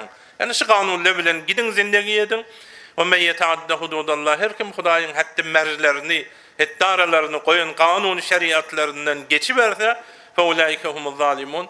O zalim adam bolýar, özüne zulmeden adam bilahara ya başka bir denanasına ya denana bolsa eğer zulmeden eğer hatynyň ahkamlaryny we zaiflaryny hukman raýat etmeli, onu nadide tutmaly däl. Eger bir adam olar raýat etmese o zalim bolýar ki köpleş talaklaryň illeti de izah etjek. Mesela ahkam-ı şeriat raýat bolmaýanlygy üçin hem bolýar Allahyň gawanyllaryndan eğer hatyn öz wezaiflerini enjam bermeýänligi üçin hem bolýar talak bolýar. Hudaý tebaraka we taala Sure-i Bakaranyň 230-njy aýatynda aýdýar: "Fe in talaqaha." Indi öňkä iki talagyň görüňidi, gaýdyp alyp bolýar. Eger inni 3-nji mertebe talak etse fela tahillu lehu ol öňki ärine halal däldir. Min ba'du inni 3 talakdan soň hatta tankiha zawjan ta başga bir äre, to zawjan gayra. Ayri äre, başga bir äre nikahlanýan çaşy zenana öňki ärine halal bolmaz. Fe in talaqaha inni 2-nji äre o zenananyň talagyny berse fela junaha aleyhima yeteraja'a. Eğer bilen heleye indi bir-birine öwrilişmeginiň ziýany ýok. 2-nji äre barandan soň o da ölüpdir ya talak beripdir. Ondan soň indi ýene öňki äre aljak diýse, indi bir-birine öwrilişmeginiň ziýany ýok. Haçan inzanna yuqima hududallah. Hudaýyň kanunlaryny indi raýat ederek, berfa ederek diýen gumallary bolsa, olar berfa etmän talak bolupdy da 3 talak. Indi eger ýok, öňkimizden peşiman birazcık akıl doluşupdyr, biraz müşkilatlary lemsedipdir ya ýaş biraz fark edipdir. Indi bir öňkini tekrar etmek diýseler, indi ol 2-nji talak berenden soň inha bir-birine öwrilişler bolar. Ve tilka hududullah bu Hudaýyň haddi merjleridir. Yubayyinuha liqawmin ya'lamun. Dana millete Hudaý diýip berýär, açyklap berýär. Bir millet dana bolsa, düşünýän bolsa, Yani Hudaý näme, Hudaýyň hukmy nämedigini bilýän millete.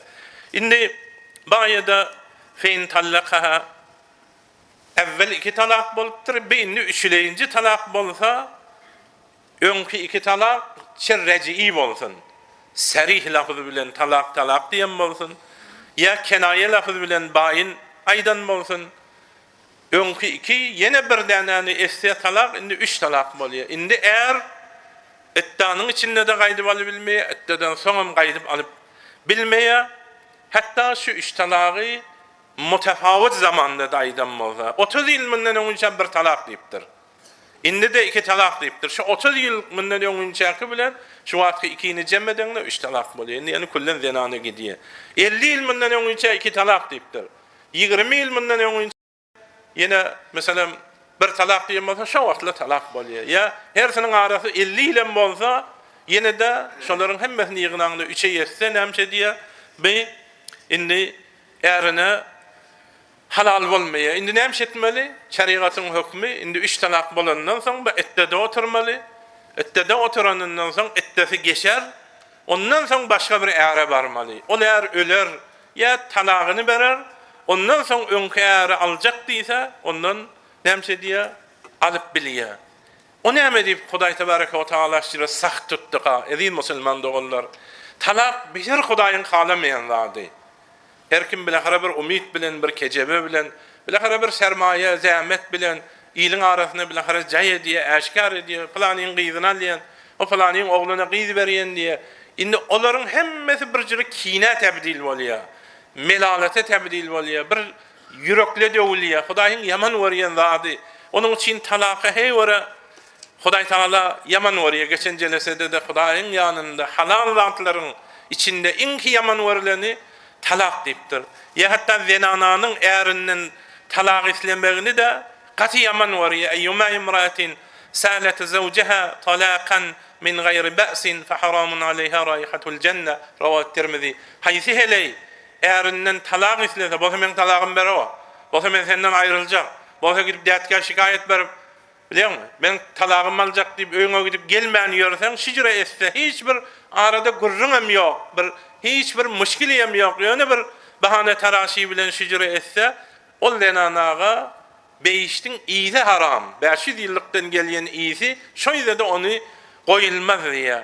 Inha onuň üçin azajyk bahane derekli denanalar atalarynyň oýunda gezip ýör, gynansagam. Kan denanalar wa näme diýip 1 ýyldyr gideni diýip atasynyň oýunda näme diýip ay araları degdi, o talak tagaza beripdir, dätkä talak tagaza. Dätkä nikahlandyňmy sen? Ha, dätkä nikahlandyňmy? Biyedihi uqdatun nikah. Nikahnyň düňüni elinde bolan şu bilen helle fasletmeli. Nira gidýän sen? Hiç ýaş bolýandy bilmeýär, ýaş geçýände bilmeýär. Şijir edip ýören gaty biziň bir gowma, bir türkmeniň milletine bir gelişýän zat dälmi? Şunuň aňyrysyndan bir hanly, bir ýaş bolanly, bir aňyrdan bir ulamaly, pikirli, paýgatly millet.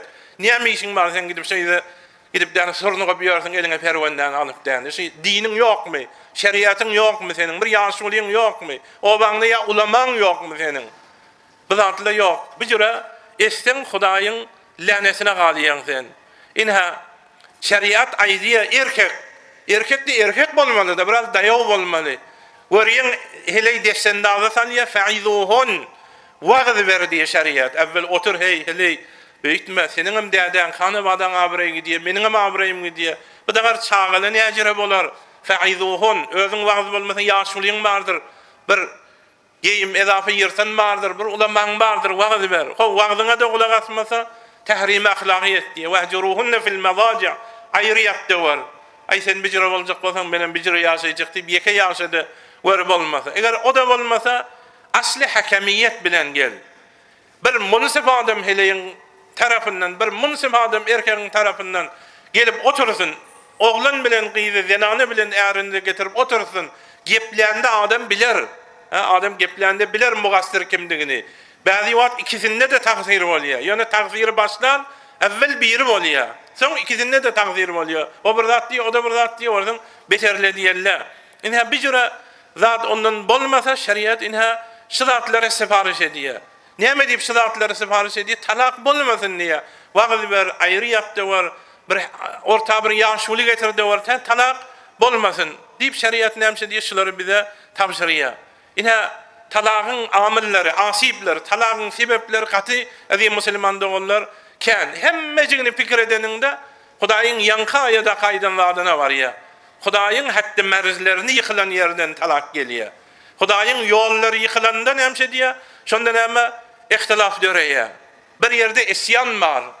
Hudaýa nafermani bar meselem näme şeýde azim musulman doğullar talak gelýär. Hududillerden geçilýär. O ýanka aýada aýtdy. Meselem eğer zulmediye, hele zulmediye. Mesela öýde öz olmaly ýatyr, onun ehtiyat harjyny hele gidip kargary getirmeli. Ne ajresen? Ne hilişi nujan bolýar zatla zaňa, ha? Sen erken agyryny sen. O zalim bolýar. Bolmasa gurýa. Bolmasa git ataň öýüne gitdi. Bar gitdi taksim terekeden ýeteniň aldy. Bar däden baý diýen milyon maňa bersin diýe. Öýde de biri ýalan ýany ýatyrşy. Ha? Erkekde zulm bolýar, şu şeriatda dogry däl, zinany da tahammül edebilmeýär. Ondan soň men talak aljak diýdi. O da isyandan birsin ha zulümden gelýär. Ya meselem zinanyň nafermanisinden gelýär. Birden görýän zinany diýär, ay ärim diýär men diýär. Meselem garlanyýar diýär. Ahir garlanmaly bolar da. Bir öýüň içinde bir käsinde bir garlanmaly bolar. Ay ärim diýär meselem diýär plan jöre diýär, sakkal goýupdyr diýär. Şunyň daýyň içinde men aýryşyk diýip berenmä. Ya ärim plan jöre diýip bir bahane taraşy diýär. Bir azajyk özüň oňuşmaly da sen. Gäher zinanyň özüm meselem naferman bolýar. Ya meselem erkek bir mesuliyet bolýar. Erkek bir mesuliyet bolýar. Öýünde İma ismazat bami öýüne kim gelýär, kim diýär, sen bu öýden habary da ýok. Aýlap bir giýje gelip öýünde zinanynyň ýanynda inha ýatmaýar. Ya meselem zinany ijazasy öz maşinamy gidiberýär. Nirän gidýän, nirden gelýän diýen ýok muňa. Ha? Birdenem işten geçenden soň eğer ondan soň şek edýär. Inni iderlan bolýar. Aýdyýar bu diýär, falan diýär, bu falan diýär. Şulan hemmeti isyan, şulan Hudaýyň ijazat bermedik zatlary inha şulardan ya meselem ikisi de bahanesi bolýar. Bilýärmi? Eldigmen diýişi ganan bolýar. Yani öz-özünden erkege meselem sen zat öýde 2 saat otursa bir ulakan uruşy dörediýär derro. Näme sen o takırdatdyň diýär, näme çagany urduň diýär. Näme men ýatyp duram desen, ol bahanesi bolýar. Ya hele meselem bahanesi bolýar, ärinden at takyp durýar sen zady. Ina şu zatlary ýok. İslamda ýüregiň giň bolmaly. Bizde bahanesi bolsaň şeriat galameýär. Bahanesi bolýar, ondan soň biri-birinden dil şart bolýar, beter zutrenç bolýar, beter injik bolýar. Türkmen diline injik.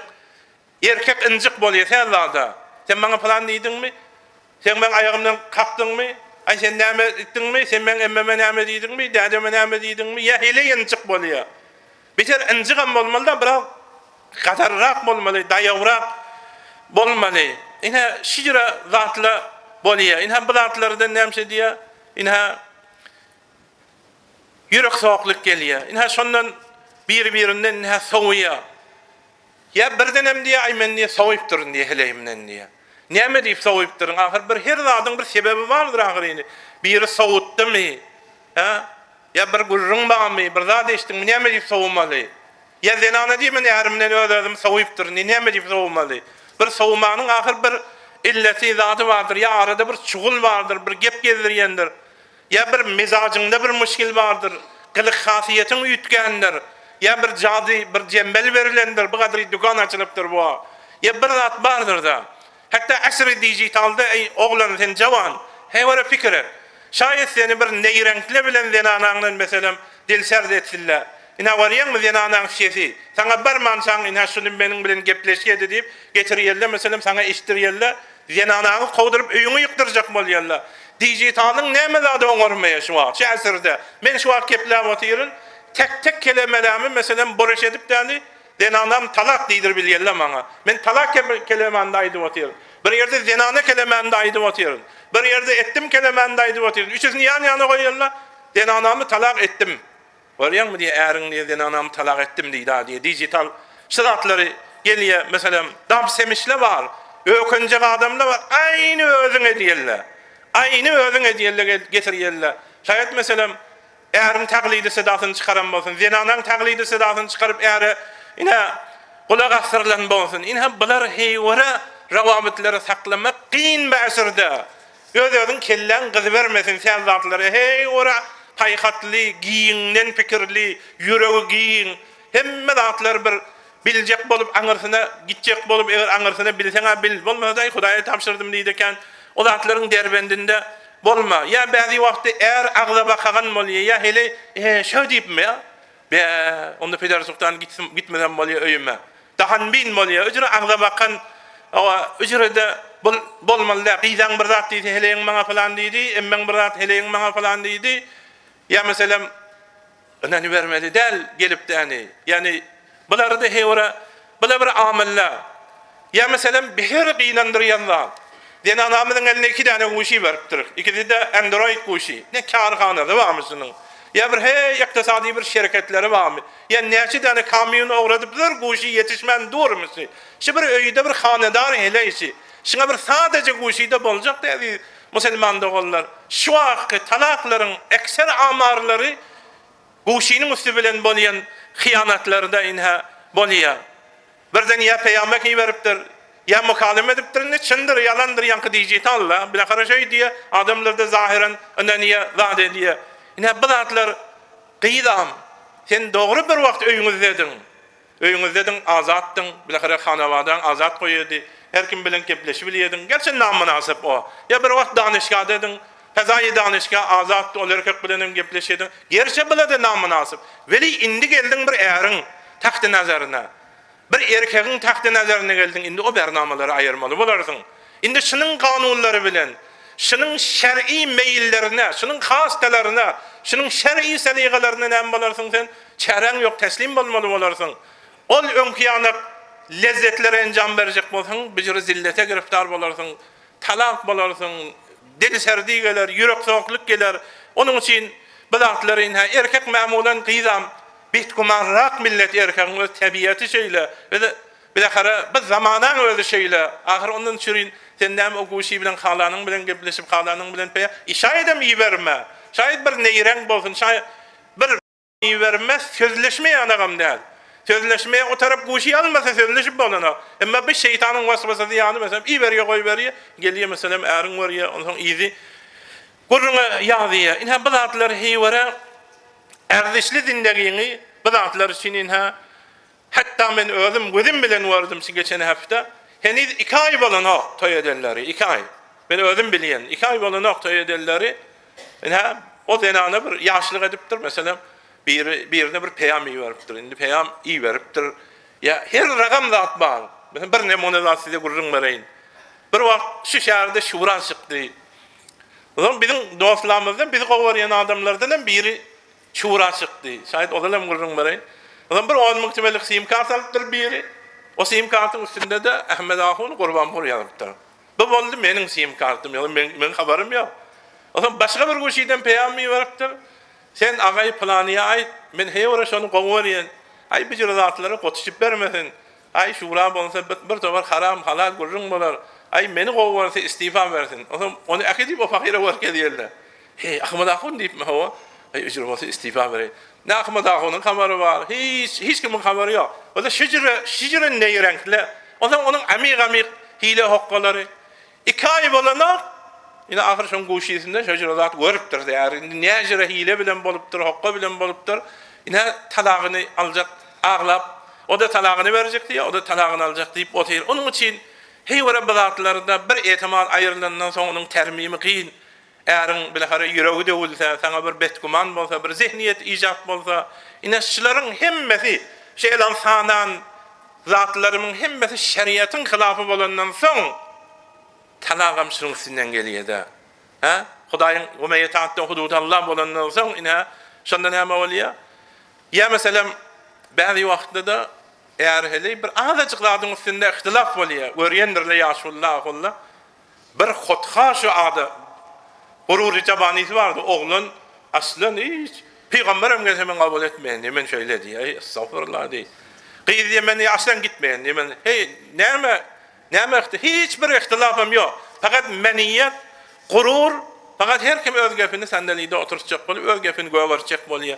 Peýgamber padişah halife bolup, hem peýgamber, hem padişah, hem Hudaýyň halifesi bolup, Peygamber padişah halife bolup, goluna mohr alıp nasihat kılıp, elim mohrli, şeriatın hükmünü vuran, özü de şeyle ile nasihat berip, bir günü gönlüne menmellik gelip, men hem peygamber, hem padişah, hem halife, hem nasihatçı bir menmellik gelip, kabarlıptır da, Davud 40 oğlundan ayrılmadı mı? Davud peygamber de şey.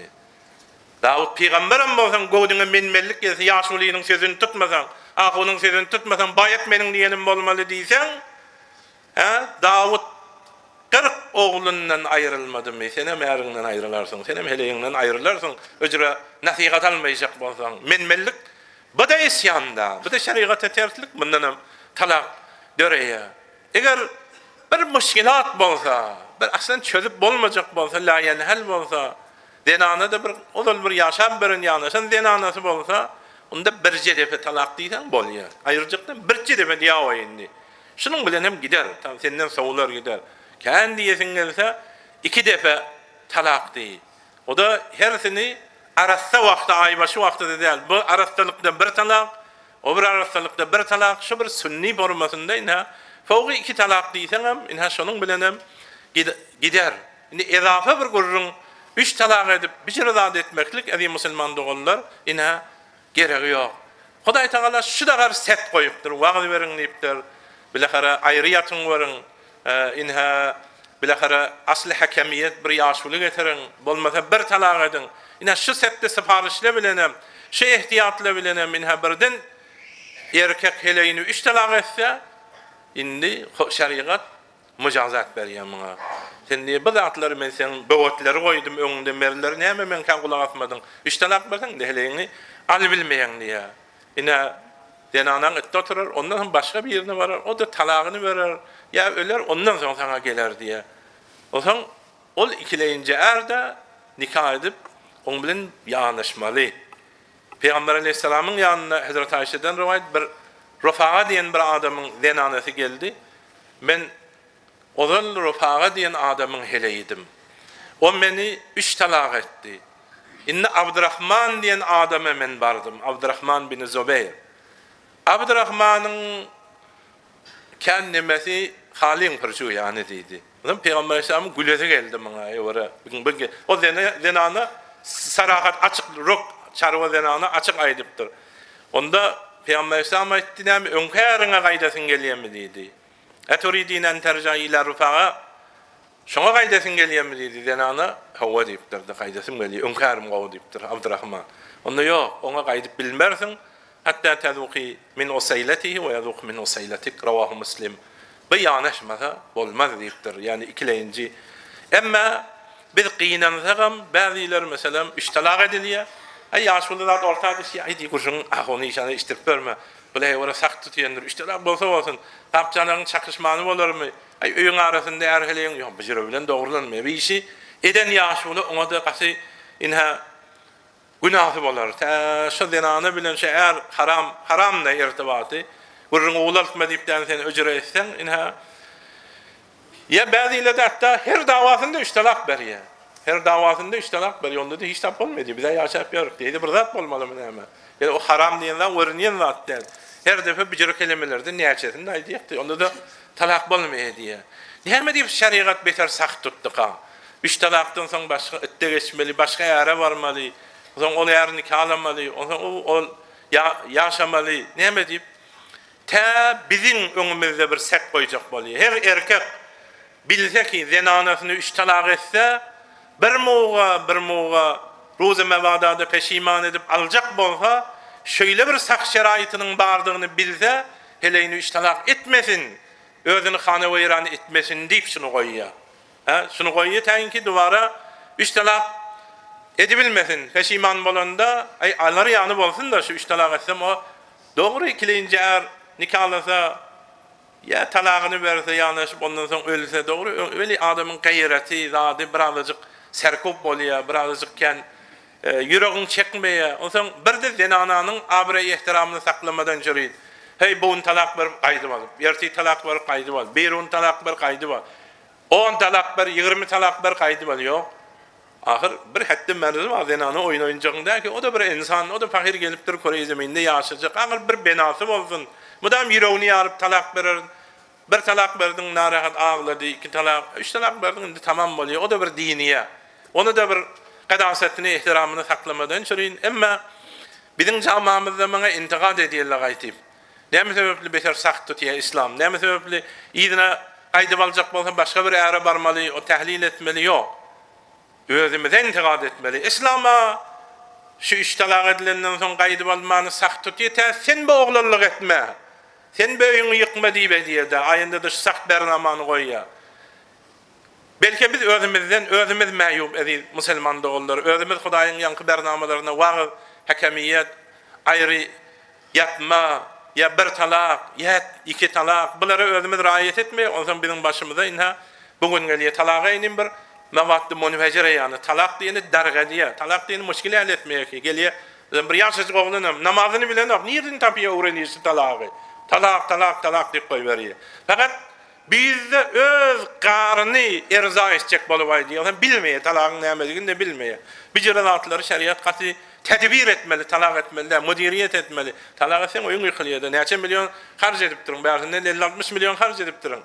O harjy näme sebäple öjer edýän sen bir lähzede inha gaýtyp talak etsen narahatlygyň aýrylýam hadýan narahatlygyň edame tapýar.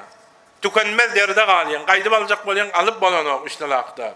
Oy iýle gurrun bolýan, özüň narahat, zenanaň narahat. Nirde agybeten diýişi, ýani biraz agybetyne pikir ede bolmaly, iştalak etsem gider haşy. Biraz sabır, garyny ýotma, şular nirde? Sabryň bolsa subhan ýeter dadyňa, jeňgi jedel laýyk däldir adyňa. Alma yaman sözi hergez ýadyňa, alma yaman sözi hergez ýadyňa. Tiken bolup dürtüp geçer doňundan. Yaman söz talak diýeni. Ýene bir mowzu biz oňa giriftar bir jamaýy musulman dogullar şiirini ýaxşy dinleýän.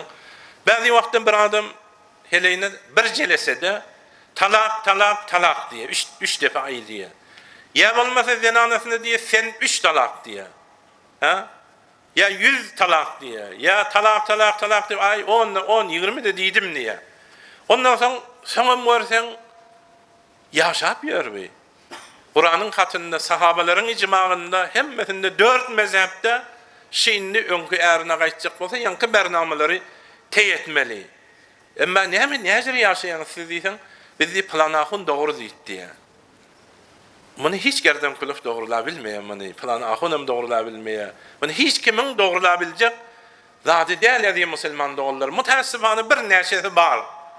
Şu fetvanı berip, gelip de mesela yaşa be, o bir talak bolýar üçem diýsen diýe. Wagty molişan aýdy, gaziler şeriata bakmazlar, derwişleri hu diýip sena çekmezler, mollalar kelam sözüne bakmazlar, sohbeler gezer qyly hal bilen.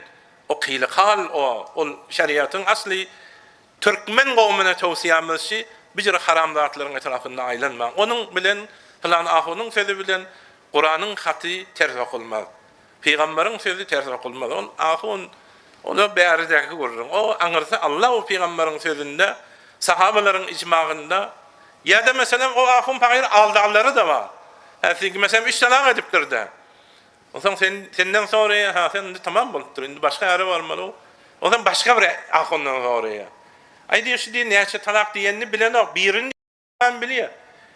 Bäzi wagtda ikini hukman bilýär diýeni, üçüsini dakyk bilen ok, şek edýär. Ay talak şek bilen sabit bolmaz, onda ýaşa bersin diýe olar o. Ýa-da evvelki ahuny dop dogrujasyna aýtdy ahyryny. 3 defa aýtdy diýdi, sen 3 talak diýdi.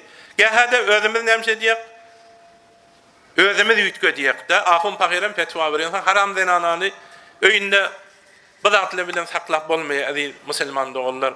Peýgamber aleyhissalamyň öz döwresinde, Hazrat Abu Bakr'ın döwresinde, Hazrat Ömer'in hilafetinde 2 ýyl geçýänçe talak diýse, öňki bir talagy mäkämlemeden çürüň aýdylýarmyş. Bäzi wagtda bir zady mäkämlemeden çürüň tekrar edilýär. Saňa diýen ay sen ha diýe. 3 defa tekrar edýär, menzuru şu hakyk dagyk bilsin diýe, mäkäm täkit diýe arap dilinde. Soň Hazrat Ömer'in döwresinde adamlaryň ahlaky ütgäpdir. Bir adam 3 talak etse Ay özü ýene şu biziň döwramyz ýa-ni heleýini gaýdyp aljak bolup, aýşe men owalkyny mähkemlemeden çyryň aýtdym ahyryny. Derhal iki menzura o demiş. Menzuru 3 talak etmekmiş. Ýöne o bir soňky 2 talak öňküýniň mähkemligi diýip şijra aldalara soň Hazrat Ömer peýgamberiň sahabalarynyň hemmesini üýjürýär. Ey sahabalar diýe millet ütgedi diýe, adatlar ütgedi, berdaşlar ütgedi, yalan söýleýär adamlar. Eger siz ýörüsseňiz adamlar 3 talak diýende menzuru 3 defa aýry-aýry talak bermek diýe. Şunu näjere ýörüsek hemmesi diýe bolýar, onda bir adam 3 talak diýsende 3 talak. Şondan bäri 4 mezhepde de sahabalaryň agly birlik ijmagynda da näme 3 defa aýdylan inha näme bolýar? Ol 3 talak hasap bolýar. Emma biziň döwramyzda näme? Biziň döwramyzda talak diýe dogrulan ahynyň ýanyndan baranda soramayarım. Ey şunu öňküýni täkitlemäni aýtdyňmy ýa aýry-aýry? Ay munyň menzuru aýry-aýry ahyryň şoň bir kökünü kezeýin, şu talagyň ahyr merdine çykaraýyn da diýip şu menzur bilen aýdýarda. Bir öňkü bir talakda ibham bolar. Şoň birdigini bilmez. Hey şonu bir gowy açyklaýyn, bir mähkemläýin diýip soňky 2 aýdan o ahyryny. Bu ýa garyna gelip şonuň kullen tamam edeýin diýip ýa menzuru 3 talak. Bu asyl şeriatda bu görüň bir talak bolýar diýme ýa bu jura. Bu 3 talak bolýar. 3 talak bolsa inha ya'lam anna al-a'immatul arba'a ittafaqu ala wuqu'i thalathi jumlatan sawa'an kana bi lafzin wahid aw bi thalathi alfaz. Bir kelime bilen 3 talak ya 3 defa sanasın inha hatta bir alim geçipdir yanqyana berdaş dedipdir 8-nji garynda İbn Teymiye diye şagirdi İbn Qayyim diye olar da şejara 3 talak edeni bir talak diýip fetwa beripdir. Şu döwranyň ulemalary şu 2 tane usta şagirdi dünýanyň üstüne mindirip Şamyň içinde aýlap şallak vurup şu arkasyna şejara hyýabany aýladylar. Şadym İştiban fetva verdi diýip aýtdylar. Biziň jamamyzda ýoksa emel edýärler getirip zenan edip bu zatları etmek ezi musulman dogullar biziň şeriatymyzda 4 mezhep ähli sünnetde ýoklar. Allah tebaraka we taala hemmelerimize iman kamil emel salih ahlak wagt bersin. Assalamu alaykum we rahmetullahi we berekatuh. Hazrat Hak Taala Sure-i Bakaranyň 231-nji aýatynda ýene talaktan gurrun diýe. Çün çän talaktan gurrun diýe diýmeldäl. Galfin zanguriyalla SMS veriyalla bir aran talak bugurun aran talak hop aýylan gelişine wara mana bermeli bolýar. Hudaý Taala özi hakim bir yer diýen zat adam zady giň zat kan adamynda ýaşaýar. Hulasymynyň deň ýarsy zenana bolýar. Deň ýarsy erkek bolýar, öýlenilýär. Hawa bir hawadan bakanda bir ulakan şäherleri görseň Bagadri baş çıkarar yanak değil. Bagadri cemiyetle var. Şolaryň her öýde bilahara zenana var, erkek var. Hersinde müşkilat var. Qiyhylyk var, dawa var. Her kimde bir endişe, pikir, intizarla, saligala. Bilahara olsan ahir talak diýen zat beşeriň arasynda beherim biziň döwramyzda adam özü bilen oňşmaýan döwran diýerler falan. Özü bilen oňşmaýar. Oňşan bir 2 adam herse bir ýerde terbiýet gören. Bu zatlary Hudaý Taala hey wara gowy bilip oňşan bu meseleň üstünde gaty açyk-açyk gurrunlary bize aýdyp berýär. Biz bu baýda da Hudaý Taala diýe denanalary her açan talak berseňiz we ida talaqtumun nisa diýeni fe belagna ajalahunna ettalarynyň tamam bolmagyna ýetişse. Indi ettany ozal aýtdyk da aýbaş görýän bolsa 3 aýbaş bolmasa talagyňky 3 ay. Inha şujura ettalary şu 3 aýbaşy ýa 3 ay inha golaýla berse ýa hamile bolsa çagasy dünýä gelýän çagasy çagasy inha dünýä gelmäni golaýla berse ýani etta tamam bolmany golaýla berse famsikuhunna bi ma'ruf inne o zenanalary gowlyk bilen saklan. Hudaý Taala ilki bize diye ozal bir ittifak bolupdyr, talak bolupdyr bilahara gapçanyň çakışmany bolmaýar, zindegide bilahara narahat bir zat bolýan, bir kelime aýdýan. Derhaliki o kelime etigadyň da ýok. Talak diye. Yüreginden bir aýrylyp gide bardagy diýilmeýär. Ha indi bolupdyr bir agdyňdan söz çykypdyr bir talak, 2 talakda, ettesi golaýlanda, ettesi geçmänka denanaňy gaýtda al. Meselem saklan Ev serrihuhunne bi ma'ruf ya da son yaşamayacağına özün yetse, o da kaçı müşkilat ciddiymiş, talak verip durun. Ev serrihuhunne ya zenanları ne azat koyun, indi hop talak verip durun. Indi de ki asıl seni oňuşak değil, özün bilýän. Onda zenanları ma'ruf tarika bilen siz azat koyun. Ma'ruf diýeni bir iki yerde bir agla adata, urfa bir gelişikli formasında da bir ahlaklyk etmäň, bir beýderek urfa jamada bolmaýan bir ýagdaýlary etmäň. Ve la tumsikuhunna ziraran lita'tadu. Heleyleri saklamaň, ziraran ziyan bermeden şüreýin. Lita'tadu o heleylere zulmetmeden şüreýin. Siz zalimane bir ziyan bermeden şüreýin, gaýdyp alyp ýene-de talak berip beýtmäň. Ve men yef'al zalike, her kim be hedefleri yüreğine alıp bir işi etse, zenanan hayne ettesi olaylandı kaydıp alıp yine tala şey dip yarısa eziyet berip zulmetmeden şüreyin, fakat zaleme nefse öz canına cebrettigidir. O zenana ziyan beriyen mukadiyendir, veli der hakikat çungur şariat bilen baksan özüne ziyandır, günah bolar, cehennemde özün yanarsın deydi. Ve la tettehizu ayatillahi huzuva. Hudaýyň Qur'anynyň aýalaryny bir mäskara jaýyt tutmaň, muny bir mäskara etmäň. Wezkuru ni'metallahi aleykum. Allah'ın size beren näze nimetlerini, ýagşy zatlaryny hemişe ýadyňyzda saklaň, ýatdan çykarmaň. Ve ma enzela aleykum minel kitabi vel hikme. Qur'andan, peýgamberiň gowy sözlerinden Hudaýyň size iýinderen zatlaryny da ýadyňyzdan çykarmaň, ýatlaň durun. Ya'izukum bih. Hudaý Taala bizatla bilen size pent berýän, nasihat berýändir. Vettaqullaha, Allah'dan korkun. Wa'lemu, bilin ki ennallaha bi kulli şeyin alim. Allah Taala şeksiz ve şüphesiz hemme zatlary özü bilip bakyp durandyr. Ve izâ tallaqtumun nisa diyen baýanyň awwalky böleginiň sebebi nuzulunda gelýär Sabit bin Yesar diyen sahaba.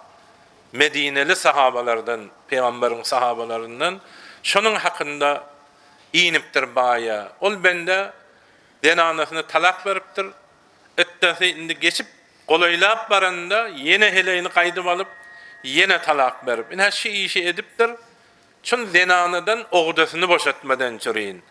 Awa şunuň ýanyk jamy Arapda kenmiş. Odalan bir işara boldy. Denanany ettesi tamam bolmanka reci talakda gaýdyp alyp bilýär.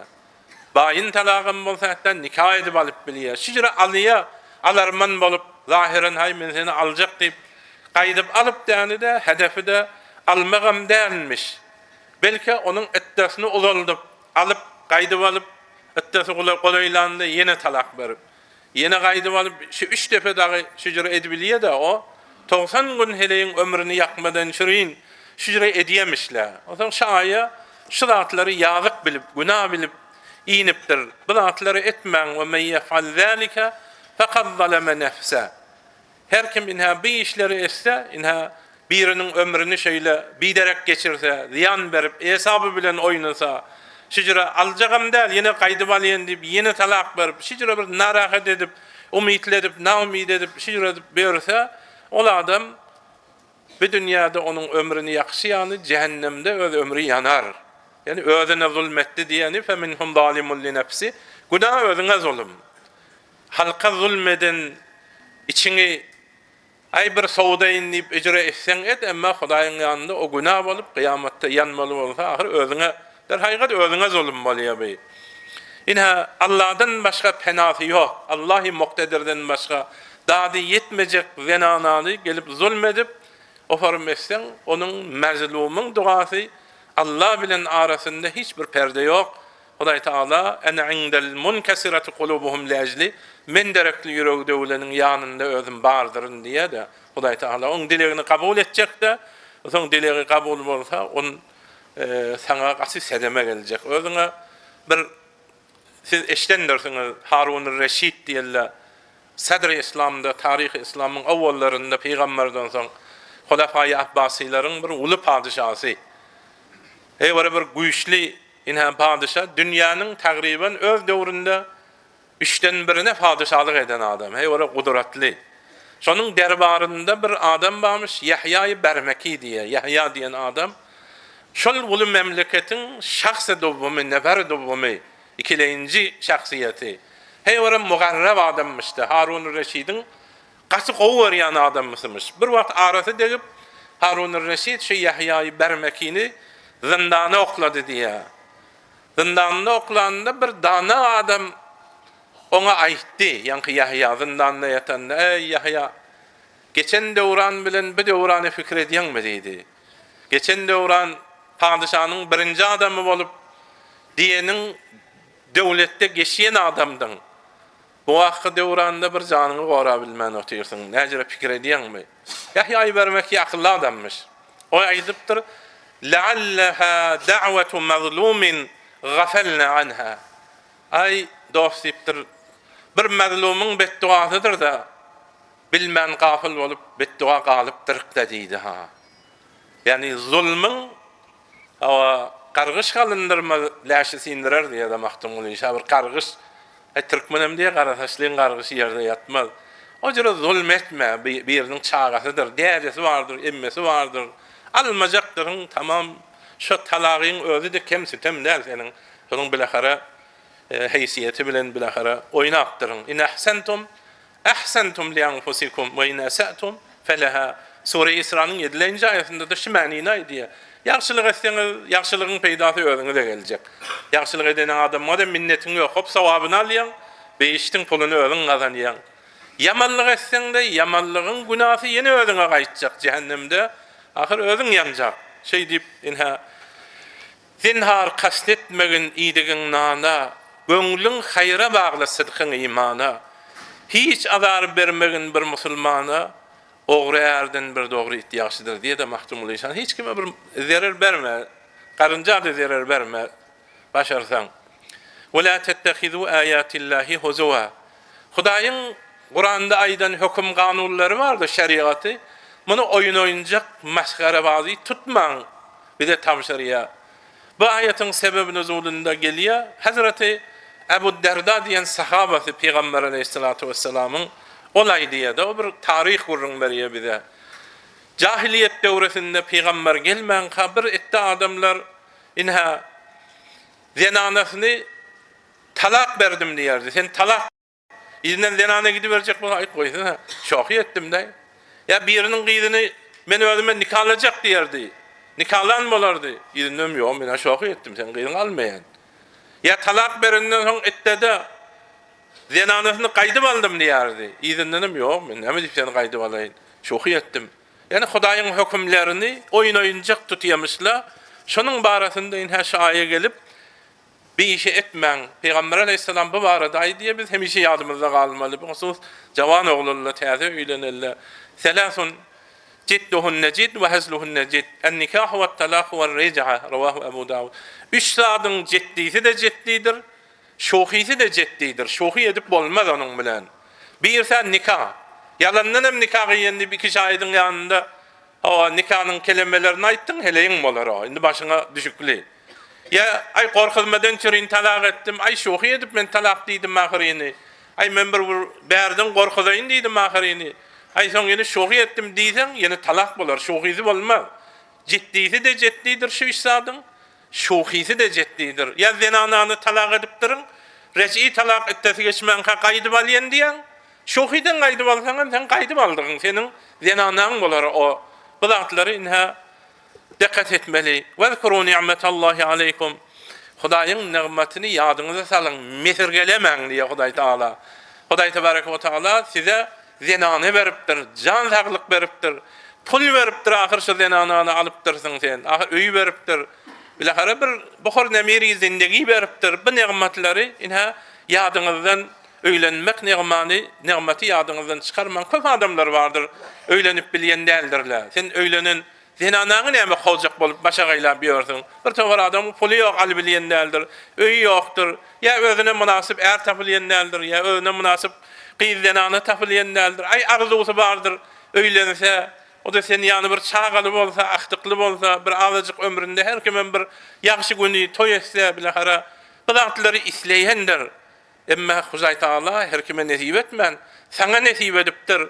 inha bilahara bir az menbeyi deramadyň bar, janyň sag zenanaň bar bilahara. Bu zatları inha negmatlaryň kadaryny biliň, bulary dargatjak bolmaň. Her bedahlaklyk bilen inha o zenanasyna şüjüre bir dessendawy salyp şunu aýyrjak bolup şüjüre edip ýörse inha bu adam bedahlak adam inha. Ya her bir zenana öz bahana sorap öyle bilahara aldanyp ýene bir zat edip erdinden aýryljak bolup büjür edip ýörse bu kufrany nimet zenana. Hawa sen bilmeli ki näçe haq ýyllar ýatyr o bilahara tarip gidip barya hiç erse falan yoksa näme balýany äriňi sen bilahara aýyply wesilany otlanmaýa bilahara bir bejerilýe sen de birazajyk öýle beýlerak bolsa sen oňjak bol gaýrat et o kufrany nimet etmäň inha bi hatta erkekler şunu bilmeli geçen şeriatlaryň bäzisinde bir erkek bir defa öýlenenden soň Hudaý Taala indi ijazasy ýok kilenje hele almana. Hele hatta ölse de ijazat bermeýärmiş. Wala bu bir nimet sana meselem 4 tane ijazat beripdir. Lahara 4 tane almasaňam lahara denanaň ölse alyp bilýän sen lahara sana bir fursatları bir nimetler Hudaý mujaz edýär. Hudaý günah diýse, günah diýse diýsin diýip etsen sen cehennemde ýani. Sen oyzy bir gynat bili sana mujaz edipdir inha. Yoksam kan erkekler var fakirler inha ma'lul, meriz, gurbetde bir fakat öz gününü geçirecek bolup zinnan näýatyr bir toparlar fakir o 13-14 ýaşyndan 15-20 ýaşyndan girip durýarsa o näçe ýyl bu zatla sana bilahara Hudaý Taala beripdir bulary sen nikah öz elinde talagy senin elinde goýupdyr talagy sen peşiman edip gaýdyp alsaň bolýar öýüň serperestliğini senin elinde goýupdyr bular hemmesi bir nimet ki kadaryny sen bil mesergeleme öýüň içinde gowa turulma diýip inha kan bir arzyş zatlar derekli inha bir ihtilafatlar bolýar asgaty meselem ay öýüň içinde şu bir şey edip durma o tarafa tutýan akit berjek diýär refdar şey ha näme refdar bir benden gyýyny alyp durun bir bilahara özüň isleýän wenanaň arasyja bolsun dindar bolsun aglarasa bolsun çağıcıklaryň anasy çağıcıklaryň muallimi murabbisi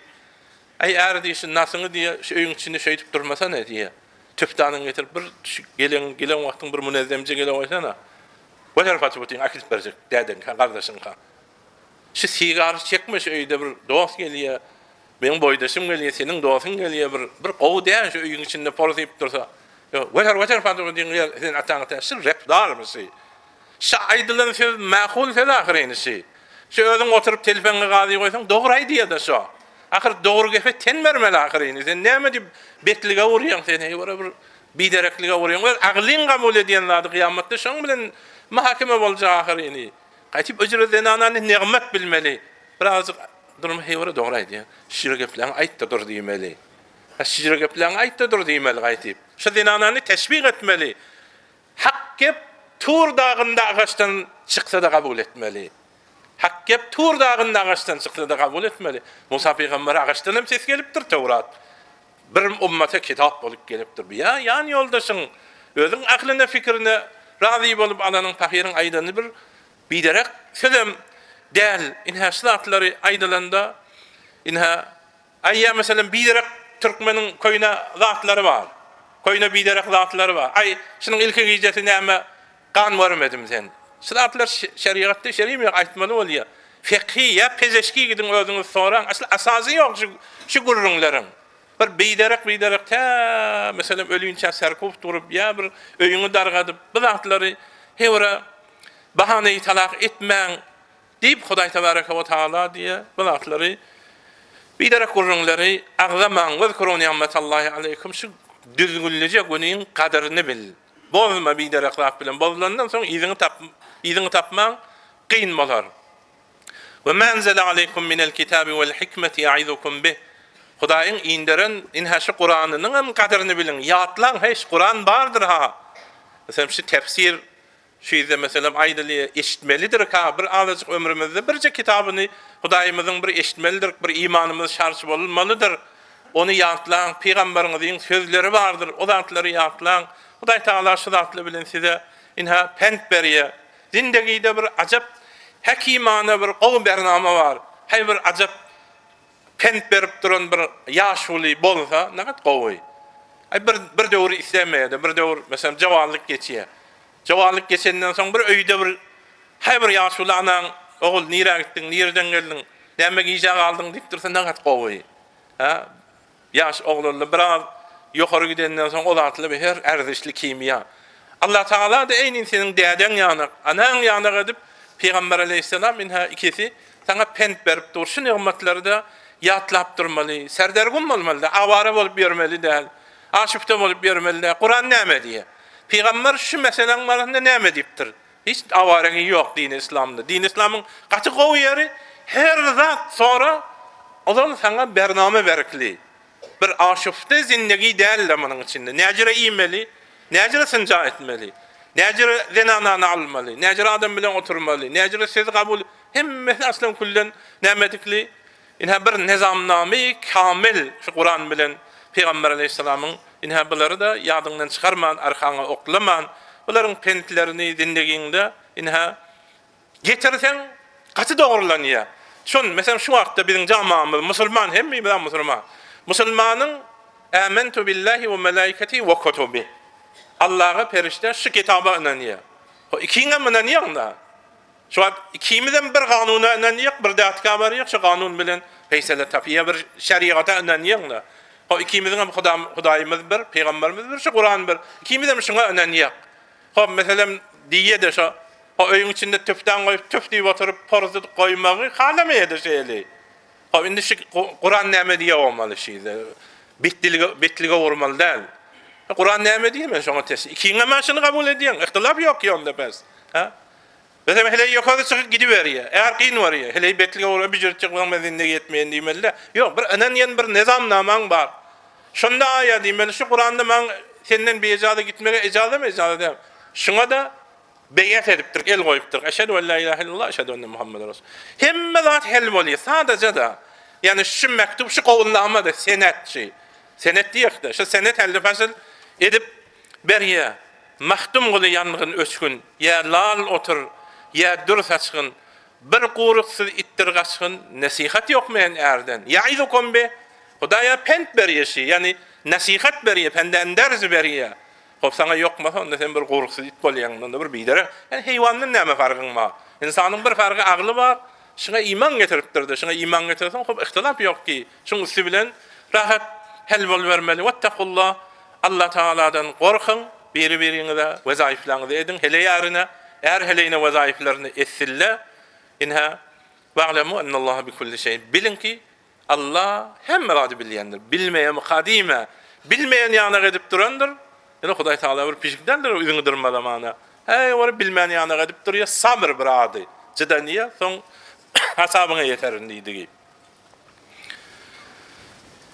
Yine Hudaý Taala 232-nji aýetinde Sure-i Bakara aýdýar: "Ve izâ tallaqtumun nisâ zenanalary talak berseňiz, febelagna ejelehun." Indi ettalaryna yetişsele, ettalary dolsa 3 ay başı, ay baş bolýan bolsa ýa hamile bolsa, wäja hamile bolsa, çagasy dünýä gelse, fela ta'zuluhunna yankihna azwajahun. Bir mowa öňkärlerine barjak diýseler, indi öňüne geçmäň. O zenana hosarlaryna, ýakynlaryna diýe, men etmäň. İza teradaw beynehum bil ma'ruf. Dogruluk bilen öýleri ýene tawafyga ýeten bolsa, bir talak edipdir, iki talak edipdir, ýene ara olup düşüpdir, etde de tamam bolupdyr. Ýene de bize öňkärme barjak diýse, öňüne geçip durmaň. Köýne zatlary bolga. Zalika şu zatlar yu'azu bihi, şu zatlar bilen wagd berilýär. Yani size nasihat berilýär. O kim adama men kana minkum yu'minu billahi vel yevmil ahir. Allah'a ve kıyamet gününe ananiyen adamlara şu sözler aýdylýar. Her kime muft hawayi bir sözler. Zalikum sizin şüjre bolmaklığınız inha mengatman öňüne geçmän, ýene de barjak diýende siz mudahale etmeseňiz, eskalakum sizin sawabyňyzy ösürýän zatdyr. Nefsiň öňüne geçsen Hudaý sawap berer. Ösersiň, göwerersiň. Watar sizi günahdan ýuýan zatdyr. Wallahu ya'lemu ve entum la ta'lamun. Hudaý Taala aýdylan zatlaryň hikmetlerini, ownuq zatlaryny bilýändir, emma siz bilip kamil bilýän dällersiňiz. Bu aýatyň sebep nuzulunda Peygamber Aleyhisselamyň bir sahabasy Maqil bin Yasar diye. O diye bir qıydam vardı diye. Bu qıydamı kan adamla dile. Ay ben alacak. Bir ağoğluymam, Ubeydullah diyen bir ağoğluymam, Ubeydullah bin Asim. O da diledi. Ay özümüzünki deyip şu ağamın oğluna verdim. Şu qıydamı şona berdik. Bir azıcık yaşanlarından son, ol ağamın oğlu qıydamın talağını verdi. Talağı da reci'iydi. Yani qaydıp alıp bolyan talaktı. Bir talak ya iki talak olmalı. Ondan bunun iddesinin içinde de qaydıp almadı. Bir pişman edip tövbe etmedi. İddesi geçenden son, indi iddesi geçti. Yine qıydamı başka adamla dile uğradı. Halk dilende bir yine dileme geldi. Dileme gelende ben ağamın oğluna ayttım. O da qıydamı hemme kişi dileyedi. Senem geldin. Seni bilahara öwlebiyette koydum. Ağamın oğlu dedim sana berdim. Beremden son kadırını bilmeyen talağını verdim. Bar ondan hem geçeyli. Talağını berenden son reci talaktı. Etten içinde qaydıp alıp biliyordun. Şonda da qaydıp almadın. Indi ette geçenden son yine onkıyanı verdim dileme gelende. Yine de sen geliyen dileme. Indi sana qıydamı verecek değil deyip. Ol yankı korogmada şey dedim. Şu arada baye indi. Yok yine önkayarlarına baracak deyseler. Önüne geçip durman. Koy öz aralarında oňuşsa yine de razı bolsalar. Ondan Peygamber Aleyhisselam baye inenden son beni çağırdı yanına çağırıp in kunte mu'minen fela temna uhtekan ebil vetda. Ay sen bu ayada Allah'a kıyamata inen yan bolsanız önkärine varacak bolsa önkü kineleri agzap öňüne geçip durman deyipdir. Sen Allah'a kıyamata inen yan bolsan qıydağını önkärine ber deydi. O zaman benim amentu billah Hudaýa ananyn berdiysem berýän diýip berdim diýip şonuň hakynda yani bir sebebi nuzulu da bolsa hemme maceralary ki şoňa meňdeş bolýar şolaryň hakyna ýaraýa bize de aýdýa insan bir ejiz mahluk bolýar bir narahat bolanda inhaý olar qıydamy şeýitde indi berjek diýip bir ogdasyny hali etjek boluberýär inha qıydasyny beresi gelmeýär qıydyny dowara beresi gelmeýär öňki inha erine onu etmeň diye o çağatı vardır. Bilahara çağatı bolmasa da bilahara onun gowar işlemiş bir iştibai bolupdyr da. Indi ol iştibany bilahara tövbe edipdir. Indi Hudaý tövbany geçýär sen de öjür edip durma diye. Zalika yu'azu bihi bide suratlar inha öňki erlerine barjak bolsa öňüne geçmeň diýilen bilatlar inha be muň bilen wagt berilýär. Allahu kıyamata inen ýana adama. Şejer adam pendalyada Allahu kıyamata inanmayan adamına kulağı bu sözlere bir dehki aldı. Sen kulağı masmaya o kanun diye başka gurrunları tafiye. Zalikum eskalakum inha bicra etseniz sizin savap bilen ösersiniz öz nefsiniz diýen oňa geçseniz Hudaý özüne agyr gelýän wagtda Hudaý azap berer, näme savap berer. Wa tarsyň günahlarynızı Hudaý paklar. Inha öz ýanyňdan wallahu ya'lem we entum la ta'lamun. Hudaý gowy bilýändir diýdi durba. Siz bilýändirsiniz diýe de Hudaý bu zatlaryň felsefesi izadı bardır. Sen gel hop qıydan havaslı bolup dursa, öňki adam sevasly. Sene mindi öňüne geçip manyk bolup dursan, aýa bir pişamatla bir zatla bar ki Hudaý bilýär. Bilmeýär. Onu saň özleri alagament bolsalar, şer'an mujaz bolsa, inha öjre öňüne geçip durma, özüň felsefe wafy edip durma. İmam Gazaliýe diýe, pendasan. Ýaxşy sözi bilmän ýok. Emma ýaxşy sözi kabul etmek qatygyn diýdi. Oňsan Allah Taala diýdi kabul ediber. Nefsiň agyr da bolsa, gyn da bolsa, ay kaptalyňdan 500 nefer tapylar, ba sen hewar beýabre adam bolsa. Şu jüret ýene de berýän bu bir gurrunlan bar ki, tuly taryhda bar ýene de bolar. Oňsan o zatlara kulak asma diýdi. Mezagyna hay hawasyna gelişmese de sen Allahyň diýenini et. Aşsu bile gerçe tapar tenmada şirin sözdür can kulağına gelmada, can öýünden hoş nasihat aňmada, gaty daşy degen suň ötmez hiç. Gaty daşy degen su ýani öjür adam ötme, öýle bolma diýip aýdýar. Ýene Hudaý tebaraka we taala Sure-i Bakaranyň 233-nji aýatynda aýdýar. Indi başga bir hukm aýdýar. Wal walidatu yurdi'na awladahun. Çağalaryň analary çağalaryny emdirerler. Havleyni kamileyn 2 ýyl tekmil 24 ay süýt bererler. Limen erade en yutimmer radaa.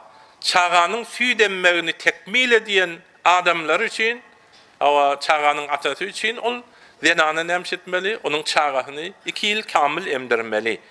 Ve alel mevludi lehu rizquhunna ve kisvatuhunna bil ma'ruf. Çağı öz için doğdurulan atağa vazifedir, lazımdır. O zenanalarının rızk ruzisini vermeli, yiyecek işlerini vermeli ve kisvatuhunna giyecek zatlarını vermeli bil ma'ruf tarika bilen. Ve la tukellefu nefsun illa vus'aha. Hiçbir cana zorlanıp mecbur edilmez. Meğer her canın elinden gelen zadını Huday teklif eder. La tudarra validetun bi velediha. Çağanın anasına çağası direkli ziyan verilmez. Ve la mevludun lehu bi veledih. Çağı öz için doğrulan atağa da ziyan verilmez. Çağasını ebzal tutup, vesile tutup çağası direkli. Ve alel varisi mislu zalik. Bir adamın özü günahşalığını geçir bilmese, şu adam ölünde miras alacak adamlar şunun günahşalığını, zindegisini temin etsinler. Fe in erada fisalen, eğer bilen hele çağanı sütten kesmeyi isteseler, an terazim minhuma, özlerinin razıçılığından, 2 yıldan beri anri ve teşavurin, meşveret bilen şücre sütten kesmekliği isteseler, fela cunaha aleyhima, bunlara günahı yok. Ve in erattum en testerzi'u evladakum. Eğer siz ey çağların ataları isleseniz, çağlarınızı başka bir zenanağa da süt emdirecek bolsanız, isterzak edip yani başka bir zenananın süt emdirmeni isleseniz, fela cunaha aleykum, size de günahı yok. İza sellemtum ma ateytum bil ma'ruf, her vaktiki o zenananı, süt vermeli zenananı ecara tutanızda ecara pulusunu kamil tekmil edip ma'ruf tarika bilen berseniz, vettekullaha Allah'dan korkun. Wa'lemu bilin ki ennallaha bima ta'malun basira. Şek etmeyin, tahkik Huday Teala sizin edyan işlerinizi inha görüp durandır diye. Yani baya talağın gurrunundan son süt emdirmen gurrunu geliyor. Çün ma'mulen talak berilende yaşırak çağalı da galiya. O zaman onun sütünün teklifine ecra oluyor. Kim vermeli? O çağa atankı bilahare ol zenana süt vermeli mi, vermeli mi? İnha şıratları Huday Teala bir de nemşe diye teklifini roşen edip veriyor. Anala hükman şu çağalarını 2 yıl kamil emdirmeli. Emdirer diye de emdirer diye destur. Yani Arap dilinde bir kaide var. Bir zadı destur formasında aitmalı zadı haber tarikasında aitmek mekemrak boluyor. Emdirsin diymeden emdirerler. Böyle demek mekemrak gurrun boluyor. Yani Huday Teala yani emdirerler bayet emdirer diye de. Emdirsin değil mi? Emdirer, bayet vazifesi emdirer diye. Yani bir mekamrak tamşırgı oluyor. Yani biz de bizim mezhep başlamız, müştehitlerimiz çağanı iyi demek kimin hakkı? Ananın hakkı. Yani bir yaş çağanı tabi bir hatta yetiyençe 7 yaş, 8 yaşa yetiyençe ama anası hiç kime verecekler, özüm saklayacak değilse, ananın bir müşkilatı, ahlakisi bulmasa, öz hakkı yani çağanı saklap biliyor. Yani saklayacak değilse de zorlap olmaya, icbar edip olmaya. Yani saklayacak değilse elinden çekip alıp bilmeye. Bir 3 surette zorlap oluyor zenananı.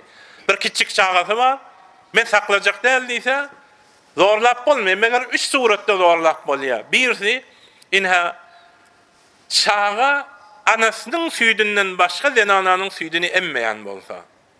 Onda mecbur çağı ağzından ölsün mü? Anasına icbar ediyor. O bayet sen emdirmeli.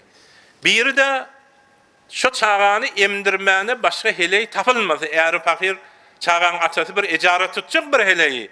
Yani aslında bir ona süt verir yani sütlü heleyi yok. Yani ya da ata garip bolsa bir heleyi ecaralayin diye pulu yok. Ne o çağı ağzından ölmeli mi yok? O çağını ne mi diye biz de inha şol zenanı emdirmeli şu 3 suratta. İnha ne der? Baya daydiye 2 ile hükman çağanı emdirmeli.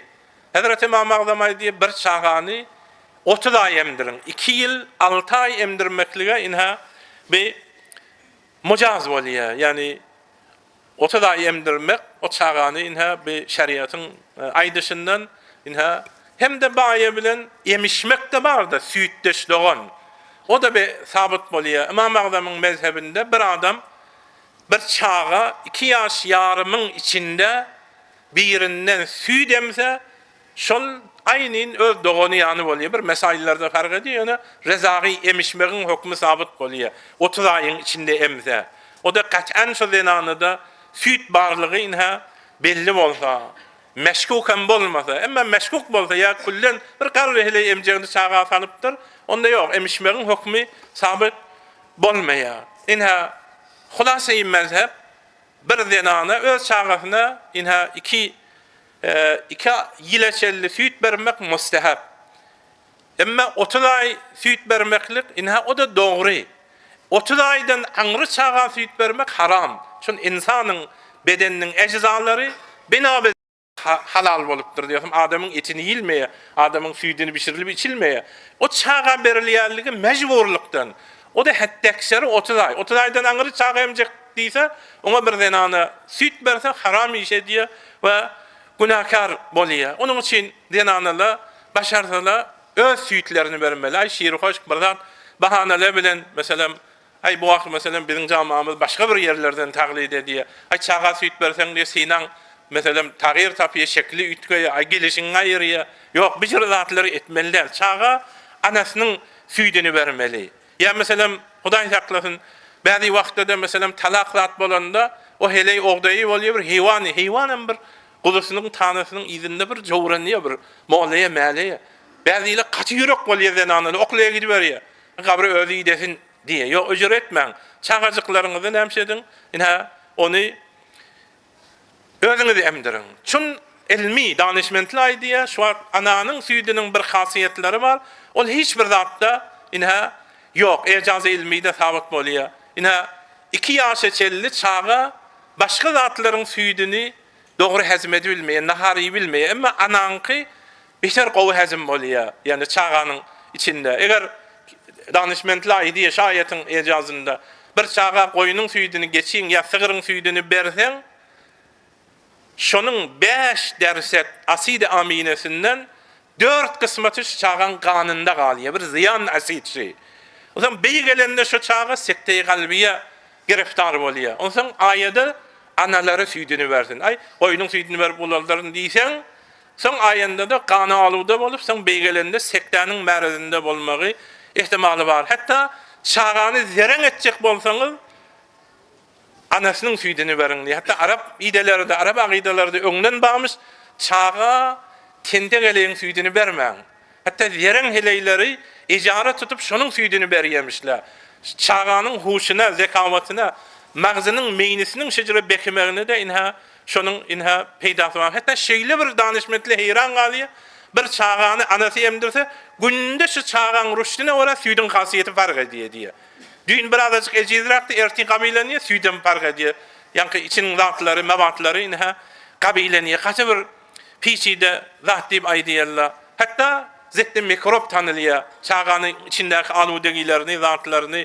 Hatta diýerler ananyň bedeninde dert belalaryň karşysynda duran niruy defaýlary süýt bilen çağanyň bedeninde gelýär. Anasynyň süýdini hemen çağırken merillemezek.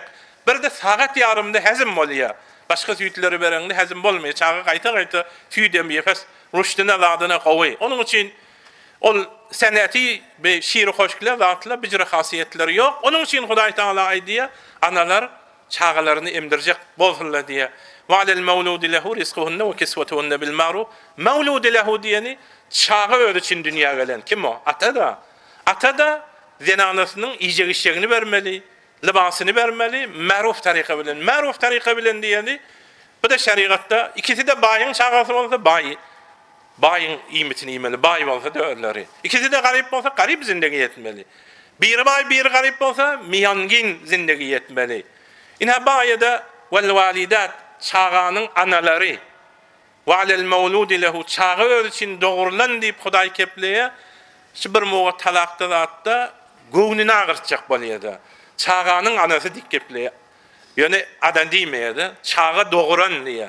Çağı öz için dogrulan diýip kepleýär. Birazjyk ýürekleri çağalarynyň hatyrasyna da bolsa, oňuşdurlar diýär. Ýene şaýydan fahm edilýär, düşünilýär. Zenananyň harjama harjyny äär bermeli. Zenany öýde oturmaly, ýyjek işlegini, geýjek zadyny ony äär bermeli. Ýene bir zat fahm edilýär. Bir moğa zenany men çağa süýt berjek däldiýse ata süýt beren ijara tutmaly. Şon atanın wezifesi onun resko labasy diýdi. O üç ýerdeki istisna ýa aýtdyk, onda mejbur bolsa, onda hetmen zenany bermeli. Bir de kiçik çağanyň kyny. Ya uly çağada bolup gyz bolsa, ya ulakanda bolup oglanam bolup mahlul bolsa, bayat atasy bermeli. Bayadan şonu da fahmedilýär. Yine de bir moga ata garyp bolsa, ya mahlul bolsa, iş oňarmayan bolsa, maly bolmasa, munhasiran onu näme çağalary, onun nafakalaryny, harjylaryny fahmedi, yani bermeligi fahmedilýär. Bir de çağany atasyna nisbet bermeli. Mesela Planynyň ogly diýip atasynyň adyny tutmaly, anasynyň adyny tutup Plan Zenanyň ogly diýmeliler. Şun baýada alel mawludi lehu. Çağı öz için doğurdulan ata. Bes ataga nisbet bermeli diýip aýdýar. La tukallafu nefsun illa wusaha. Hiç bir jana öz gurbundan ezafany Hudaý buyurmaýar. Her kim öz gurbuna wara ýaşasyn diýede. Mesela o ikisi de baý bolsa, baýyň ýemesini istildi. İkisi garyp bolsa, garyp oňşalyk bilen. İkisi bir baý, bir garyp bolsa, miýangin zindagi etdirler. Onun üçin beter ziyade hahi etmek, ol ärinden bijaý intizaratları etmeli däl zenana. Ay gitdäden ya erde zenanasından bijaý intizar etmeliler, gitdäden malyny getir, kardeşiň malyny getir diýip öjüre bir tabakwatlary aýyrmaly, bolşuna wara ýaşamaly. O jora çeşme hem çeşmini, bir jora regameti zindegini, ay plan boýdaşym plan jora ýaşaýa, ben plan dosum plan jora, o zatlary aýyrmaly. Bir jora bolsa onda zindegi dawa bolmaly, jenjel bolmaly, bir jora bolsa edama tapmasy qyn bolýar. Yunfiq zu sa'atin min sa'ati. Ýa-ki baryndan zindegide harjyma harç bermeli. Wa men qadira alayhi falyunfiq mimma ataahu Allahu la yukallifu Allahu nefsen illa ma ataaha.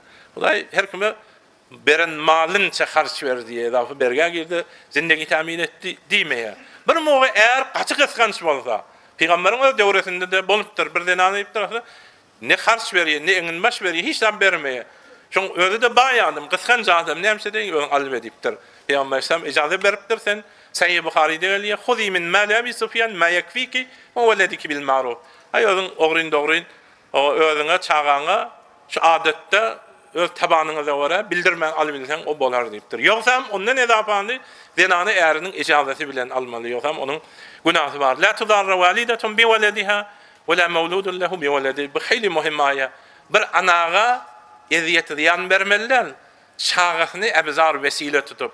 Ya ataga da eziyet azar vermeliler, çağasyny bir ebzar vesile tutup. Ine bu form etmeň diýdi. Bäzi wagtda meselem çağany bir gerogan ýanyk edýärler, behreberdary edýärler. Anaň eline çek ýelde alýarlar diýärler, joguratyp goýarlar. Şinäjere bir musulmanyň etmeli işi däldir şey. Näme peýda bolajak, şonda ýük çekjekmiş çağa. Goý her kim 5 gün ömründe bir keýbedip ýaşadyn da, bir dilbendi de 9 ay garnynda saklapdyr da. Şonu näme bar akidip onu alyp gitmedi. Öjüre etmeň diýe bir anaga ziyan bermeli däl. Ta ýüregini ýakmadan şerin onuň çağasyny ine elinden alıp. Ya mesela kaç adam gynanýar. Ýaşulla bilýändir, ulama bilýändir. Bäzi wagtda bir mesaille bolýar. Oňuşmaýarlar, gelýärler. Çağaçygy bar, maşina minjek bolanda bir aglya, bir anasynyň ýanynda gitjek bolýar, bir atasynyň ýanynda. İkisini de isleýär. İkisini de jowranýar çağa. Şeýle adam dünýä gelenge peşiman edýär. Görýän agla näçe wagt ýadyňdan çykmaýarsy. Eşi özüň Nebi rahmetin ummaty diýmesen, Muhammed peýgamber rahmeten lil alamin diýär. Näme şonuň rahminden, şefakatinden bir sehm almadın sen. Kıyamatda näjere biz oňa ummat diýmeli. Ruhamau beynahum. Ummat bir-birine rahmli. Sen näme çağa rahmet etmeýän? Sen bar ulakan bolsa, bir günah perişte ýaly teklif ýazylmadyk. Bu zatlary anaga çağa derekli, ogda hali etmeden şirin bijra etmeň.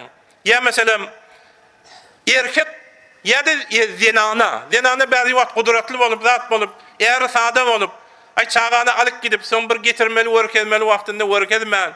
Öjüre çağany ebzar tutup, atasyny danjytmaň diýip, ine baýa gaty şu jamaga gaty sedqa diýen bir aýa edi musulman dogallar. Wa alel warisi mislu zalik. Bir kanun bida. Weresaga da eýnin ýonky ýanyk, eğer hileýiniň maharjyny berişi ýanyk, verese de müberrisin dermanda gününde harcını vermelidir. vereseti bir adam ölünde kim miras alyan bolsa, şol adamın günü geçmese miras alacak adamlar şonun nefakasını vermeli. Makarcı zindegisini vermeli. Şonu taktı bu uçça salmalı. Çi oğlum olsun. Oğlu olman ya kardeşim olsun. Kıydasım olsun. Ya kıydım olsun. Her kim şol adam ölünde mirastar olsa, şol adam zinde vaktinde garibu kallaş kalsa, şonun ne etmeli? Nefakasını her kim o nispetine, sahamına ora vermeli. Yine Huday Teala edamasındaydı diye fe in arada fisalan an taradin minhuma ve teşavurin fela junaha aleyhima. Bir moğa eğer heley ölleri oturupdırlar, razı bolupdırlar, meşveret edipdırlar. 2 yıldan berde süytten kezeyli şu çağanı. Ya 2 yıldan anırda kezeyli deyip bir ölleri tavafıga yetsele, ina süyde her açan kessele de o da bir müşkili yok. Bir sahdırak bir müşkil geldi. Yoksam yana aittik. Kamil mesela 2 yıl vermek mustahab. 30 ay vermek caiz. 30 aydan anırı vermek haram. Onda da bina bir müşkilat, bir merisilik, bir zadi, bir enva aksam saktiyle var. Öcürü tavafıgı ondan berde kat edecek bolsalarım. Hop ikisinin o atası o anası çağalarına ziyanı razı olacak mı? Etmen bir mesele vardır ölür tavafıgı etiptir. Biz de ihtiyaratın Huday şu erheleyin özüne veriyor. Berde de kat etsele o da bir bolmayacak zat derliye. Yine de ayanın ahirindeydi ya. Ve in erattum en testardigu evladakum. Bir moğa isleseler çağaların ataları siz isleseniz diye de çağalarınızı başka bir heleye emdirecek bolsanız dahi tutsalar onda da size günahı yok. Yani ol heleyi icara tutunuzda icara pulunu onun ol tavafıga vara vermeli deyip inha bayada inha birden boliyan kaydışmıdı yani ana bir rehm boliya çağanı idemeye okluya. Şer'i vazifesi de olsa idemeye. Onda da ata mecbur oluyor bizden başka bir denanı icara tutmalı ve in ta'asartum feseturdi'u lehu ukhra. O sen sakt gireden bilen kıyamet kopmaya ata başka bir heleye getiriyor çağanı emdiriyor. Bunda da bir günahı hiçbir yok bilen dip aydiye vettakullaha Allah'dan korkun. Eğerleri aydiye Allah'dan korkun. İnha çağaları anasından ayırman. Heleyleri de aydiye Allah'dan korkun. İnha çağanı erkeğin kucağına oklak gitmen. Erkek çağanı ide bilmez. Ertekun bir zat bolsa, oğru bolsa, yine bir zat bolsa, bir terbiyet bolsa, yine de ahir sana bir gün ol odun tüssesi senin gözüne girer ana deyip inha Allah'dan korkun bir işler etmen. Va'lemu bilin ki Allah Teala sizin ediyen işinizi görüp durandır. Kıyamette hesabınıza yeter dedi. Allah Tebareke ve Teala emmelerimize iman-ı kamil, emel-i salih, ahlak-ı versin. Selamun aleyküm ve rahmetullahi ve berekatuhu.